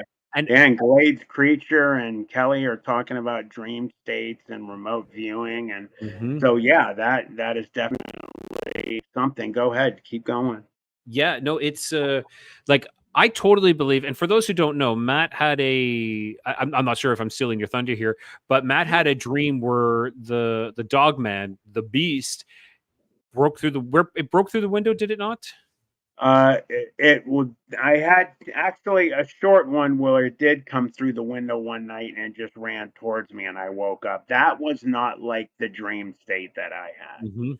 I had a one that seemed extremely real. 7.5 months ago, I was in my backyard by my fence. This is a shortened version. I was attacked. My prosthetic was ripped off. I was thrown on the ground. I felt the wind go out of me. I felt pain. Um, Creature climbed up on top of me, and I mean, it was the same 100% the same creature. It was I was awake. It seemed like I was awake. It dripped saliva in the corner of my mouth. I even tasted it. I could smell like a farm animal scent, and it put its head. Oh no. Did not use its mouth. It actually used. You hear people talk about mind speak, and Mhm. I heard basically it sounded like some out of a movie, like a synthesized but real deep, growly, monstrous sound. And it said, I came for you all that time ago. You speak of me too often, and I will see you soon. And I woke up soaking wet, and it freaked me out beyond belief. My dog was freaking out. And then I had another dream, which was not like that one, but it was real enough that I was scared. Basically, I was sitting in my chair at my house, and I was watching TV like I would be at late at night. And I noticed, if you see right here, there's black here, and these are drapes. Behind that is the backyard with woods and everything. And I noticed the two eyes high up, though. I mean, high up, and I could see them glowing through it. And I sat up in my chair, and bam, right through the glass, threw open the drape and roared at me and kind of started to come at me. And bam, I woke up. It So was not like a dreamscape dream, but it was enough that I was affected by it. So, as to what you had said, I'm still being affected to this day by what happened. Hell yeah, man, in Well, different like, ways. but what I'm saying though is like, okay, so that I believe was legit. I think it came to you and said, "Stop freaking talking I about do me," too. because one thing, by talking about it, you're bringing awareness, okay, and by bringing awareness, you're bringing knowledge and wisdom about these things that they're actually there. Because I think they work in the shadows, they work in fear, but the more knowledge is power, is what we say, Mhm. and the more power we have over them, the less they have over us. Now, Agreed. Yeah. So, but what I'm saying is, it's a fine line where we walk as an interviewer, because I don't want to and I don't want to say capitalize, but I don't want to, exploit people's experiences. I want to hear them. So for these reasons is I want to hear them, because I think it's a mysterious. We're explorers. We're exploring things that are left to be explored yet. We're also trying to figure out to solve these problems. And someone who's had these issues, they want answers. And if we can bring more of these stories, more people to come together, to come forward and talk about them, maybe we can bring some answers. Maybe we can bring some closure, like Andy, that I was talking about earlier. That's what he's looking for. He's looking for help to try to figure out what this is. So it's really, imperative. And I'm not going to lie, I really like listening to these stories. I like listening to people tell me their stories, because that's how we used to pass on our history, was through stories. We were storytellers. That is what we were. That is our heritage. Yeah. And I think we're trying to continue that here in a different way. But we're just trying to bring light. And I agree. And I'm honored and blessed that I am part of the sea. Whenever I start to talk about that thing, I legitimately start to sweat. I sweat. I have physical reactions that you can't fake sweating. I haven't sweat once tonight until that came up. Jeez. Now, so sorry, before we get to author, I'm just going to get Numa. I was going to ask, are we speaking this stuff more into existence, or knowledge is power? I think a little bit of both, actually. I do agree with you, Numa. I believe we have the power to create with our minds, and I think that does happen, which is scary. But also having the knowledge about these creatures is like, if you know the names of the demons, you can cast them out. So it's that line as well. Now let's jump to author and illustrator BJ Lapierre. I agree. Sorry, Ryan. I just want to say I agree too. Yes, obviously, it's said straight out to me, and I've been reached out to since I've told people. Literally, hundreds of people have written to me in comments and emails on Messenger telling me, Matt, that was not a dream. That thing reached out to you. And yeah, so I agree with you, Ryan. You're giving power to these things, or you're giving them up. Imagine if you have another dream, okay, of this creature again. Command it to give you its name. See if you can do that. Okay. I will. Something interesting. But okay, let's jump to the one you just threw up there. Author and illustrator BJ Lapierre. I had a dream about aliens kidnapping women, egg harvesting, and then using them for incubators for their hybrid embryos, and reseeding the earth with these hybrids to take over the world. I mean, just real quick, what I'll say about that is, how many shows have we seen lately, Ancient Aliens and other shows talking about that our planet, it's not happening, like starting to happen. It's been happening where we've been being seeded, that there are hybrids everywhere around us on this planet for multiple reasons. And one of which, they talk about the original hybrid reason is that they can't procreate in different planets of certain races. They come to Earth, and that they're doing that so they can get the numbers back up for their populations, and then they hear more nefarious reasons as well. Yeah, and like sorry, what was there? BJ Lapierre. This is so here's a question, BJ. I was in the dream and watching it all happen in front of me. Okay, that's what she says. I'm going to ask you this question, if you can answer this. Were you part of the being harvested? Like, were you providing the embryos, or were you assisting the aliens? Okay. And don't take offense to it, like either way, or were you just a third part, like a omniscient, third person view on it all? I'm interested in that. Now, there is a person, again, I'm going to talk about my interview. So I interviewed Karen Wilkinson, and she has a book called Stolen Seed, Evil Harvest. And she talks exactly about what you just wrote, BJ Lapierre. So she says exactly this, because this is her experience was the embryos being harvested from her, stealing them, and they would incubate them within her.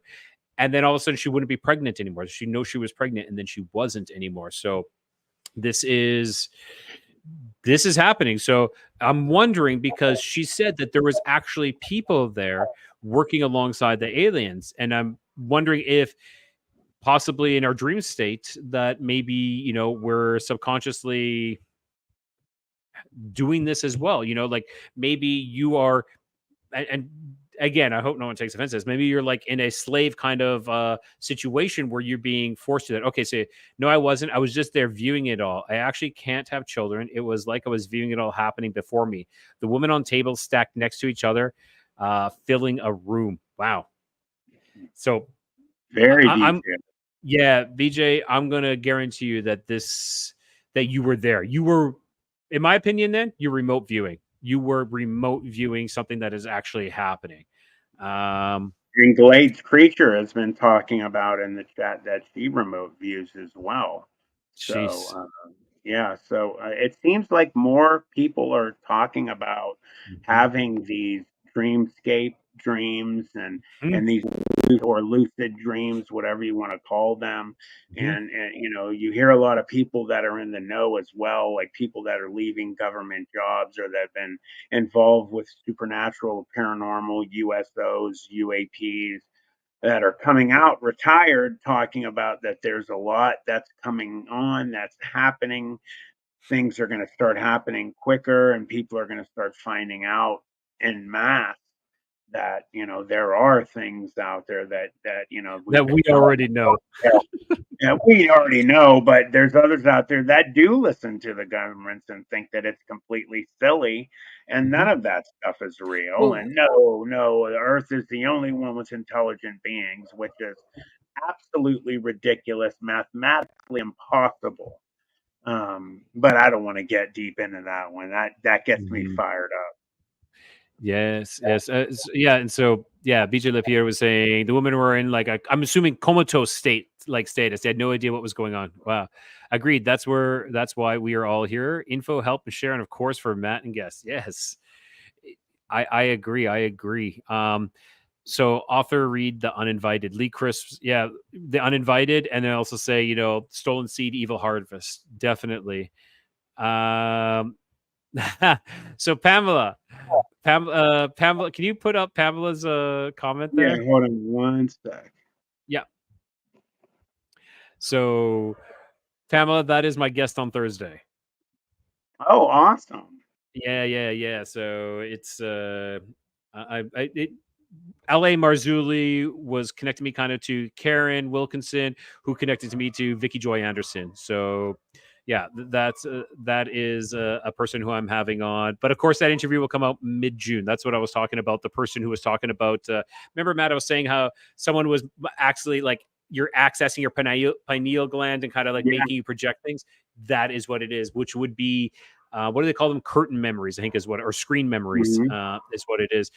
Do you ever wonder if you ever have any screen memories? Like I've had some crazy experiences in my dreams of me being abducted, and now all this talk, and I'm like, maybe it wasn't a dream. Maybe this really did happen. I don't know, because they're so in depth when they're like doing operations on me, like removing parts in my forehead here, like putting something into my forehead, and another thing. And I remember sitting in, rooms waiting, like metal steel rooms waiting with other people. Really, really strange. So really interesting. What do we got here? No mouth or nose could be seen, and it stood in front of the car, and we were standing next to, motioning hi and come here with its hand. What are we talking about? It's a message earlier. She was saying, well, I seen near Snoqualmie River. Don't know if it was a Bigfoot, but it did have large yellow eyes. Oh, okay. Well, I mean, yellow eyes definitely falls a lot into the dog man. Lee Crisp's. Oh, sorry. Go ahead. One of the greatest They Live movies of all time. And again, I'm like still like talking about all my stuff. Sorry about this, Matt. But the interview that I'm releasing Thursday literally is about a guy who wears sunglasses and able to see stuff. It was he had polarized lenses on the sunglasses, and he saw a portal open up, and then something flew out of the portal, like a lava lamp type kind of UFO, like this orange ball thing. And it wasn't him that saw it. He gave it to his friends. He gave the sunglasses to his friends who saw it, and he gave it to his stepdaughter who saw this as well. So that's on Thursday. Wow, that's awesome. That I Yeah. mean that they talk a lot, and we mention this a lot. I mention it a lot. There's a lot of discussion about that the powers that be actually utilize this Hollywood at time to give us snippets of information of things that are real. Mm-hmm. And They Live came out, and I think it was the late '80s. And I mean, it really gets your mind pumping to think that, and they always talk about they're here, that they're actually not coming, that they've been here and they're here. Yeah. You hear if you go back, and I've discussed it numerous times, and I had it on the actual video of Ronald Reagan talking to the United Nations about saying, wouldn't it be something if we had a attack from another what was it, another planet or beings from another part of the universe, and then they Mm-hmm. attacked the Earth, how fast all of our differences would disappear and that Earth would come together. But I have to say, and I'm not saying it word for word, but he basically said, but dare I say, uh, aren't they already here? Which Yeah, is of course. true. They're leaving those ones. They're like dropping those little breadcrumbs for us always. They It's always huge. are. For Yeah. him to say that was just like boom. Like, oh my God, and they swept it under the rug. That was like just such a gigantic bomb dropped. And everyone was kind of just like, huh? And What? and They Live, man, had one of the greatest fight scenes ever. I think it was like a Oh, 5 minute long fight. That I think was he got number one on tons of picks for sure. yeah. For sure. It had some terrible cheesy lines. I came here to chew bubble gum and kick some ass, and I'm all Yeah, out of yeah, bubble gum. And I'm like, oh my god! But it yeah. really had such a strong message. I, Was I'm great. I'm surprised it hasn't been redone. Well, maybe it hasn't been redone because it hit so close to home. Yeah. Yeah, Head Trip, exactly. Roddy Piper's. Oh, Roddy Piper stated the movie They Live was actually a documentary before he passed. I've heard that too. I did hear that. I didn't say that, but I did hear that. I did too. I Mhm. did. And you know what? I promised I'd go back. Ohio Dan had commented about Yes.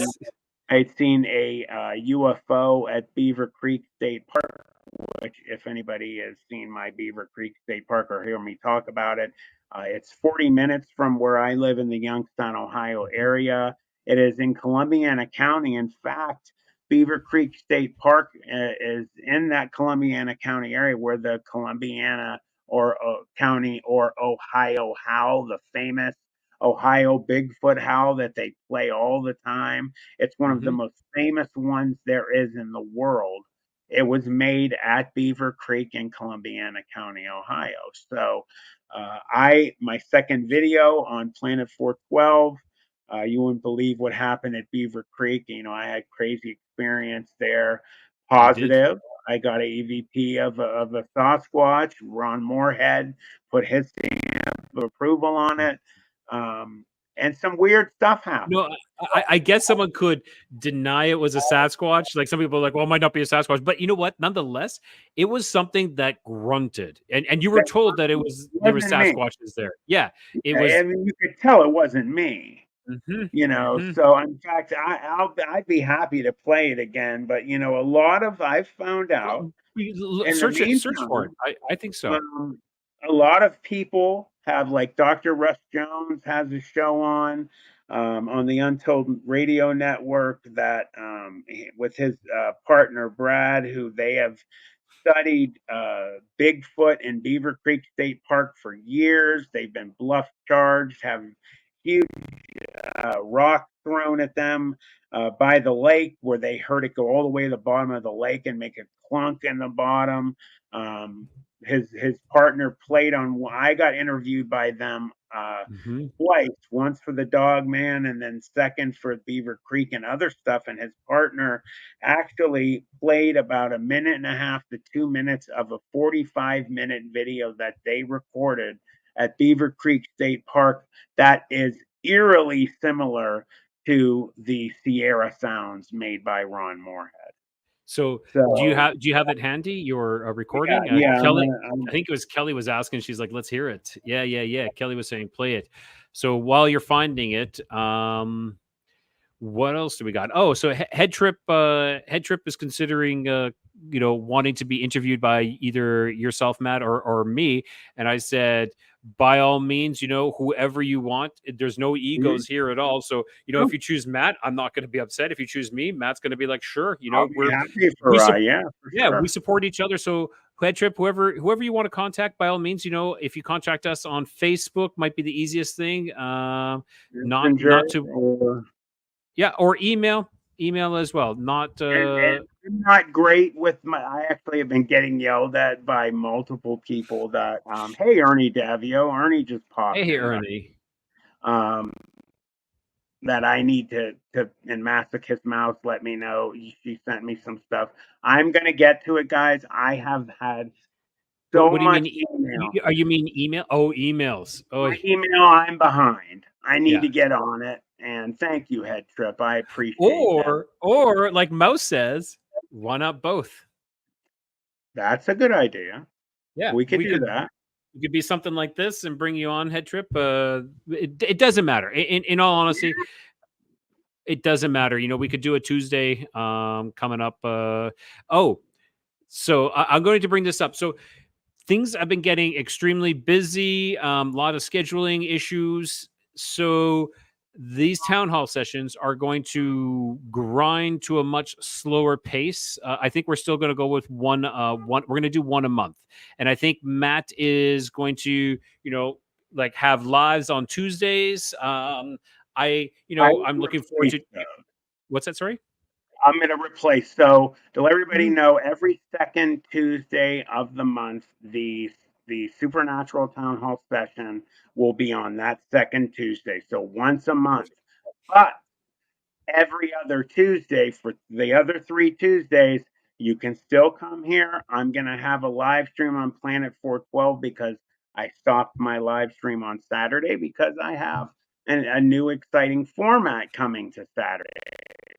But Ryan and I were talking about going to, doing some of these live streams together with Head Trip. And, we could do something like that. Yeah, for sure. If you want to finish up there, Ryan.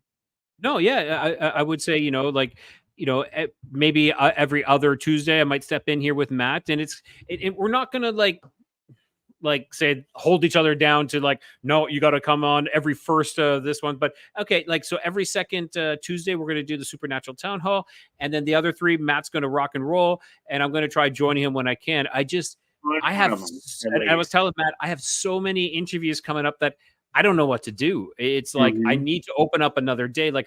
I used to record on Tuesdays as well, but if we're doing these, I couldn't. So I need to open up another day because I made the mistake, and it's not really a mistake, but I kind of did a call out on Reddit, and for me, it blew up. I've gotten so many responses and so many amazing different stories that I'm looking forward to it. But I just need to fit them in, and they're going to be shorter format, which I think is going to be good. I was telling Matt about that. I'm going to be doing shorter format, maybe 20-minute interviews, and I'm just going to be uploading them to YouTube. Yeah, and like I just said before, so it's not going, guys. The live stream's not going anywhere. I know you enjoy seeing all of us. We will do it once a month as a group. Ryan and I, one out of those 3 other live streams, Planet 412 will be having. It'll be me and Rye. The other ones, I'll have other people. It's gonna be fun. We're gonna do some new stuff. We're gonna have a lot of content on Codegas.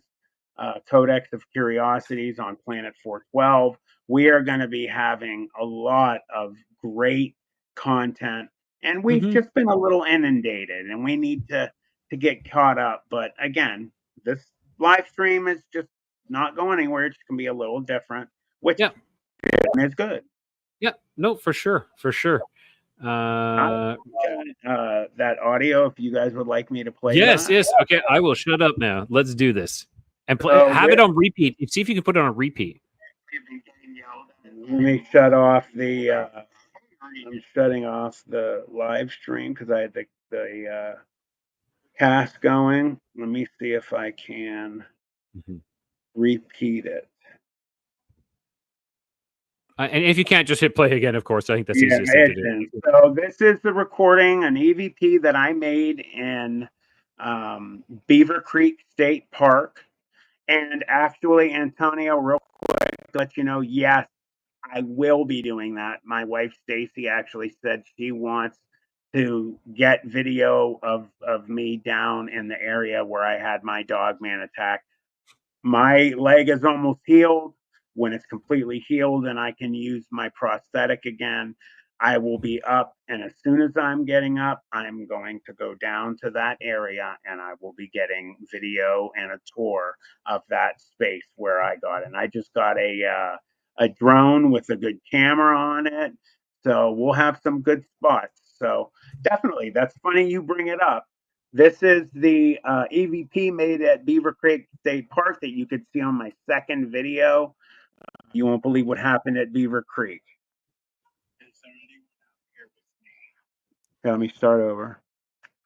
Is there anyone out here with me? Thank you for allowing me to be in your home, in your woods. You want to say anything to tell me you're here?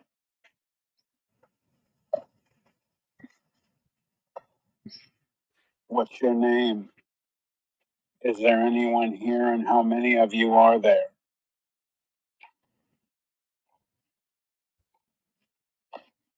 Now, before I play the grunts again, I just want everybody to know I did not hear any of that with my own ears, which when I played it back and heard the grunts and the 2 sets of 4 wood knocks, which were basically answers to my questions, I was absolutely floored and blown away. So I'll play it one more time so you can hear the grunt. Just 1 second. Yeah, so I'm just gonna do something here. So at the beginning, when he says, you'll hear it go, ugh. And then if you listen carefully, you'll hear wood knocks as well. So let's rock and roll with his. I say play it twice. Play it twice through. Okay.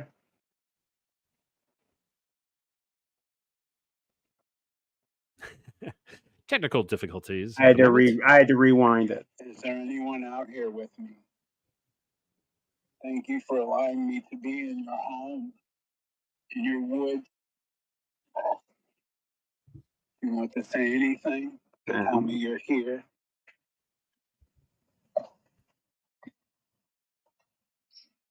What's your name? Is there anyone here, and how many of you are there?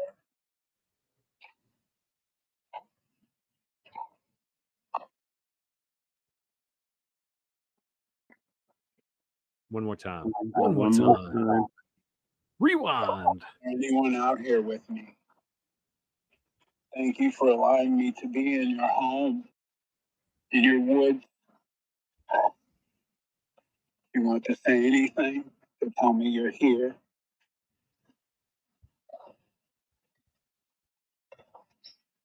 What's your name? Is there anyone here, and how many of you are there?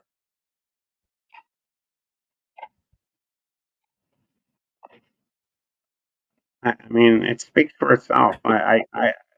That's not my voice. I'm obviously not going. Ugh. It sounds nothing like. You totally were, Matt. That was you. So it really blew my mind. And I immediately stood up, and I had my knee replaced, and I had my prosthetic on, and I had crutches, and I just stood up without them, and I just said out loud, "Oh my God, thank you so much. thank you for that gift. You know, it's very, they talk about people that have experiences or who want people that want to have a positive experience. What can you do? And what I did was I took the positive approach. As I got up to this area where I was told by a psychic named Johnny Freeman that there was a rock formation at the top of this trail, which took me a while to get there, Well, that it was yeah. supposedly, but even if you didn't Sorry, have Matt. Did you from, have a prosthetic at that time, or were you just I like, did. okay, I and you had crutches? had the left knee. The left knee had just been replaced a month before that, and I was wearing a prosthetic. So I had crutches. It took me about 30 minutes to get up there. I would say 25, let's say. And I Oh, had to stop what? One along quick the second way. here. One quick second. Antonio, it was the dog man. It ate it. No. What happened was I had it's called Charcot syndrome. It's spelled Charcot. I have advanced lupus, which is an autoimmune disease, and what Charcot syndrome is I've had multiple. I've had 30 surgeries lifetime. The What happened is, if you've ever heard of neuropathy, it's like you get numbing of the feet and the legs that grow worse over time. So I was hit from behind in a really bad car accident when I was a teenager. A guy was going 70 miles per hour and hit me and my brother and cousin. He was drunk. We were actually going to the Cleveland Clinic to visit my cousin's dad who had open heart surgery.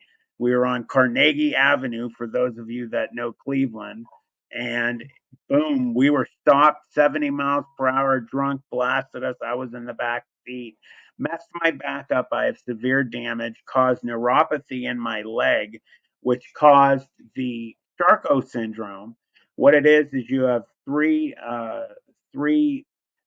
parts of your foot and ankle joints that what happens is they basically dislocate, and you have to have it surgically repaired. Well, because I have advanced lupus, it fights healing.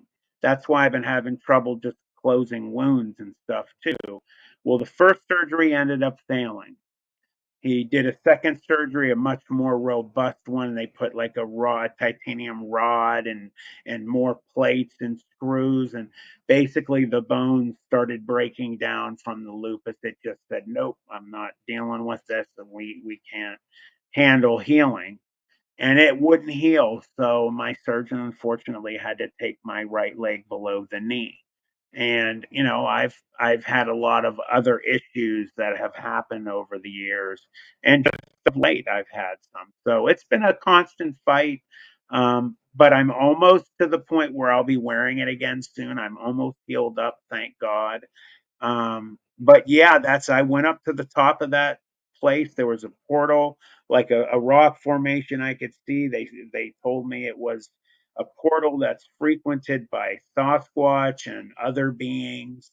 And you know, like I said, Russ Jones and his partner got all this footage or this recording of them doing sounds and the whoops and everything. It's a very well known. Google it. Beaver Creek State Park. I think it's East Liverpool or East Liverpool, Ohio, Columbiana County, and like I said, the Ohio Howl, one of the most famous Bigfoot howls in history, was made there, recorded. And you go there and you look online, just what comes up from Google, and you will see the countless different things that it's known for. Tons of ghosts and supernatural things, Sasquatch and other cryptids. Supposedly, someone saw dogmen there and before. But it's a very active spot, and I had a very positive and wild experience because the very next day I went back again, and Ernie Davio, who's in the chat, is somebody who can attest to me being there because I went to meet Ernie Davio and his wife Lois and their dog. Uh, uh, oh my God, I went blank. I'll remember. It's oh, Ernie, I forgot your dog's name. I'm thinking of Hadley right now. Um, Tilly. Tilly is his dog. And Ernie was speaking at this Bigfoot event the next day, and I went there to have dinner with them, and they asked me, would you like to come back to where all the people in the conference are staying at uh, a site. And we went back to this campsite, and it was really hard to find in the middle of nowhere. And it was the one they picked because it had all kinds of crazy stuff. And Numa, I hope so. I'm still here, so it hopefully is. And Ernie knows about Johnny Freeman coming up to me. He knows about me going up the hill by myself. In fact, I leaned on a tree that was dying at one point. I didn't know it was dying, and it literally fell over. And it was so loud. It was like something out of the Sasquatch like documentaries when they say they're knocking. It sounded like someone knocked a tree over. They thought I fell down the hill. And they're like, Matt, are you okay? I'm like, I'm all right. Like, here comes Matt. Yeah, because there was a 200-foot drop at the top that would have fell right to this river stream. Yeah, no, thank you. So I don't know if thank you, Antonio. It is painful. It sucks. But if Ernie, if you're here, man, just say yes. You know, give me a little. He might not be, but I know he was earlier. That's crazy. That's an incredible story, you know. So, you know, anybody who's watching on my channel, make sure you go check out Planet 412, you know, and check out Matt. You know, his first two videos are fantastic. His first one is his coup de grace. I don't know. It's his Dogman story, you know, and I hate calling it a Dogman because it's so underscored, I don't know, underrated almost, because this creature was huge. You know, this is a beast. Yeah. And then your second one is the Beaver Creek one, which is great as well. Thank you. And the same goes for Rye stuff. You know, please go over to Codega's Codex of Curiosities and subscribe. And Rye is putting out absolutely incredible, impeccable videos. And he is growing exponentially, and he's growing. So are you, Matt? So are you. I hate this. The camera's always reversed, and I go to like point this way, which I meant like on my screen would be where you are, but it's like, no, this way. Yes, but yeah. Do us a favor, if you guys are subscribed to me, please go over and subscribe to Rye, and vice versa. We could use you guys. And if you haven't gone and liked this video, please as well do that. I also, real quick, want to say hi. I don't want to ignore our pilled.com and our pilled.net and rumble.com people that are listening. I'm going to get it all figured out soon, guys, how I can have your chats into. But thank you to you. And my microphone, finally, everybody, it's coming Thursday. I'll have some equipment, brand new equipment, so I won't sound like crap anymore. And I will hopefully have a new computer in the next week. And then of course, and of course, there, you know, there's my we don't want to forget. There's Ernie. Yeah, and of course we don't want to forget JC from the Sasquatchers as well. You know, if you guys haven't checked out him and Andrew's channel, by all means, please go check them out as well. They're some great guys, you know, and that's it. I think we're coming to a bit of an end. I think we're coming to a bit of a close. I know this is I normally don't go this long, but here we are. It's you know, and like we said, guys, you know, we don't want anyone to think that, you know, this is the end of anything, and it's definitely not. As I said before, every Tuesday now, the town hall session will be second Tuesday of every month. It'll be once a month. Mm-hmm. The other 3 days of the other 3 Tuesdays of the month, those 3 extra weeks, Planet 412 will be on same time, 8:30. Rye out of one of those 3 weeks will be on with me. I'm going to have some different stuff, different people on all the time. So just please keep on coming and heading on over. And, you know, we appreciate your support as always. And you know, we love you guys. We really appreciate you. And we love doing this. So I do too. I do too. Yeah. I don't want to get burnt out. I know someone said don't get burnt out, and it's kind of like I feel like I'm going to get burnt out if I don't, scale back on a couple of things so I can push forward on other things. I do want to do more lives though. I do want to do like some of my own lives as well. But that'll come. I need to clear up all these shorter interviews that I just got, like these crazy, amazing, amazing ones. But yeah, it's I'm looking forward to those ones, and looking forward to working with Matt further in the future, and looking forward to the Supernatural Town Halls and everyone. So I just want to say thank you to everybody. Rita,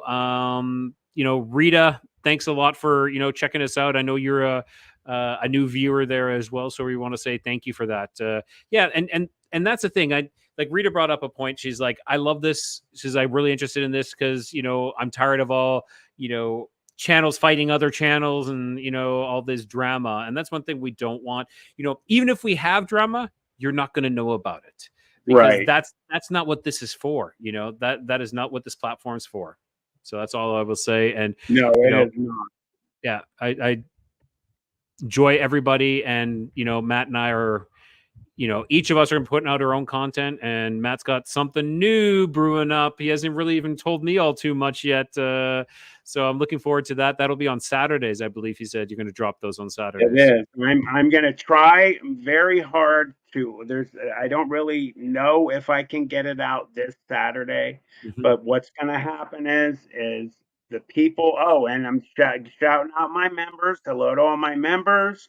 And hello to my restream. I have one restream. We just started, I think, a week ago.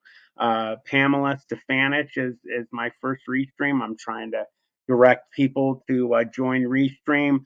You're all going to be getting content that no one else will be seeing. So if you want to see some members only videos, members only news, I am actually going to be releasing what that special Saturday event that will be an every week, every Saturday, like clockwork event.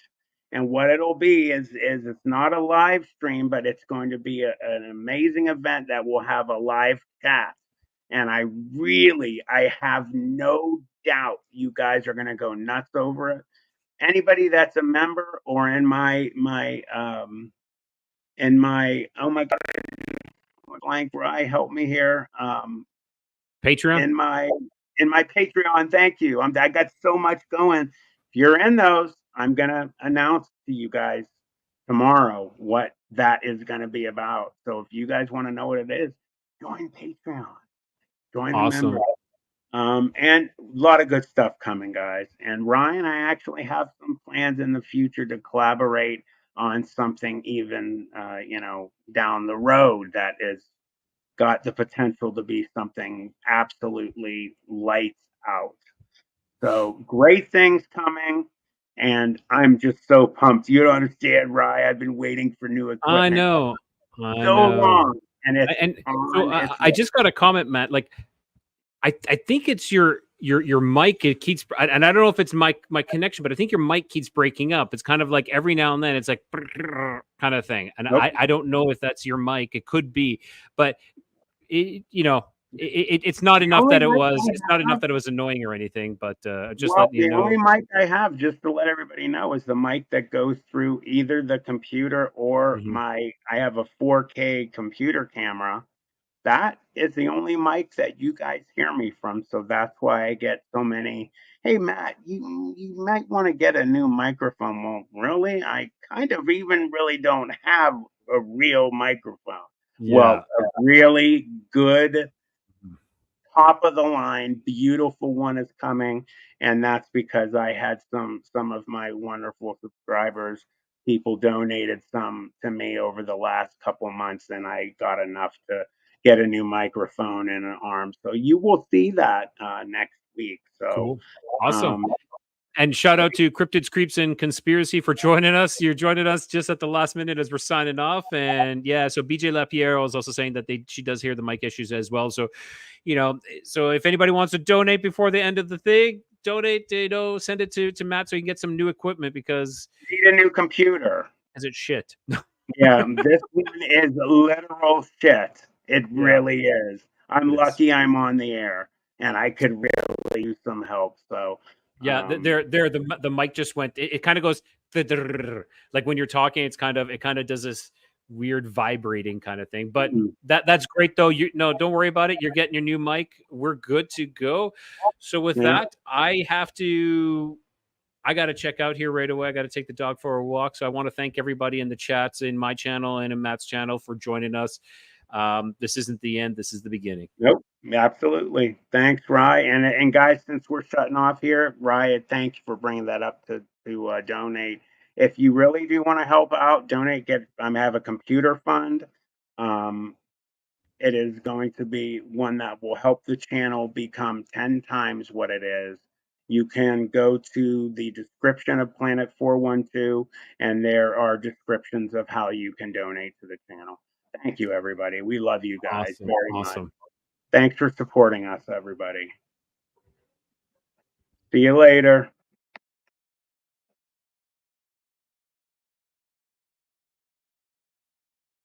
Thanks so much for tuning in. Don't forget to like and subscribe, as it greatly helps out the channel. I'll see you next time on Planet 412.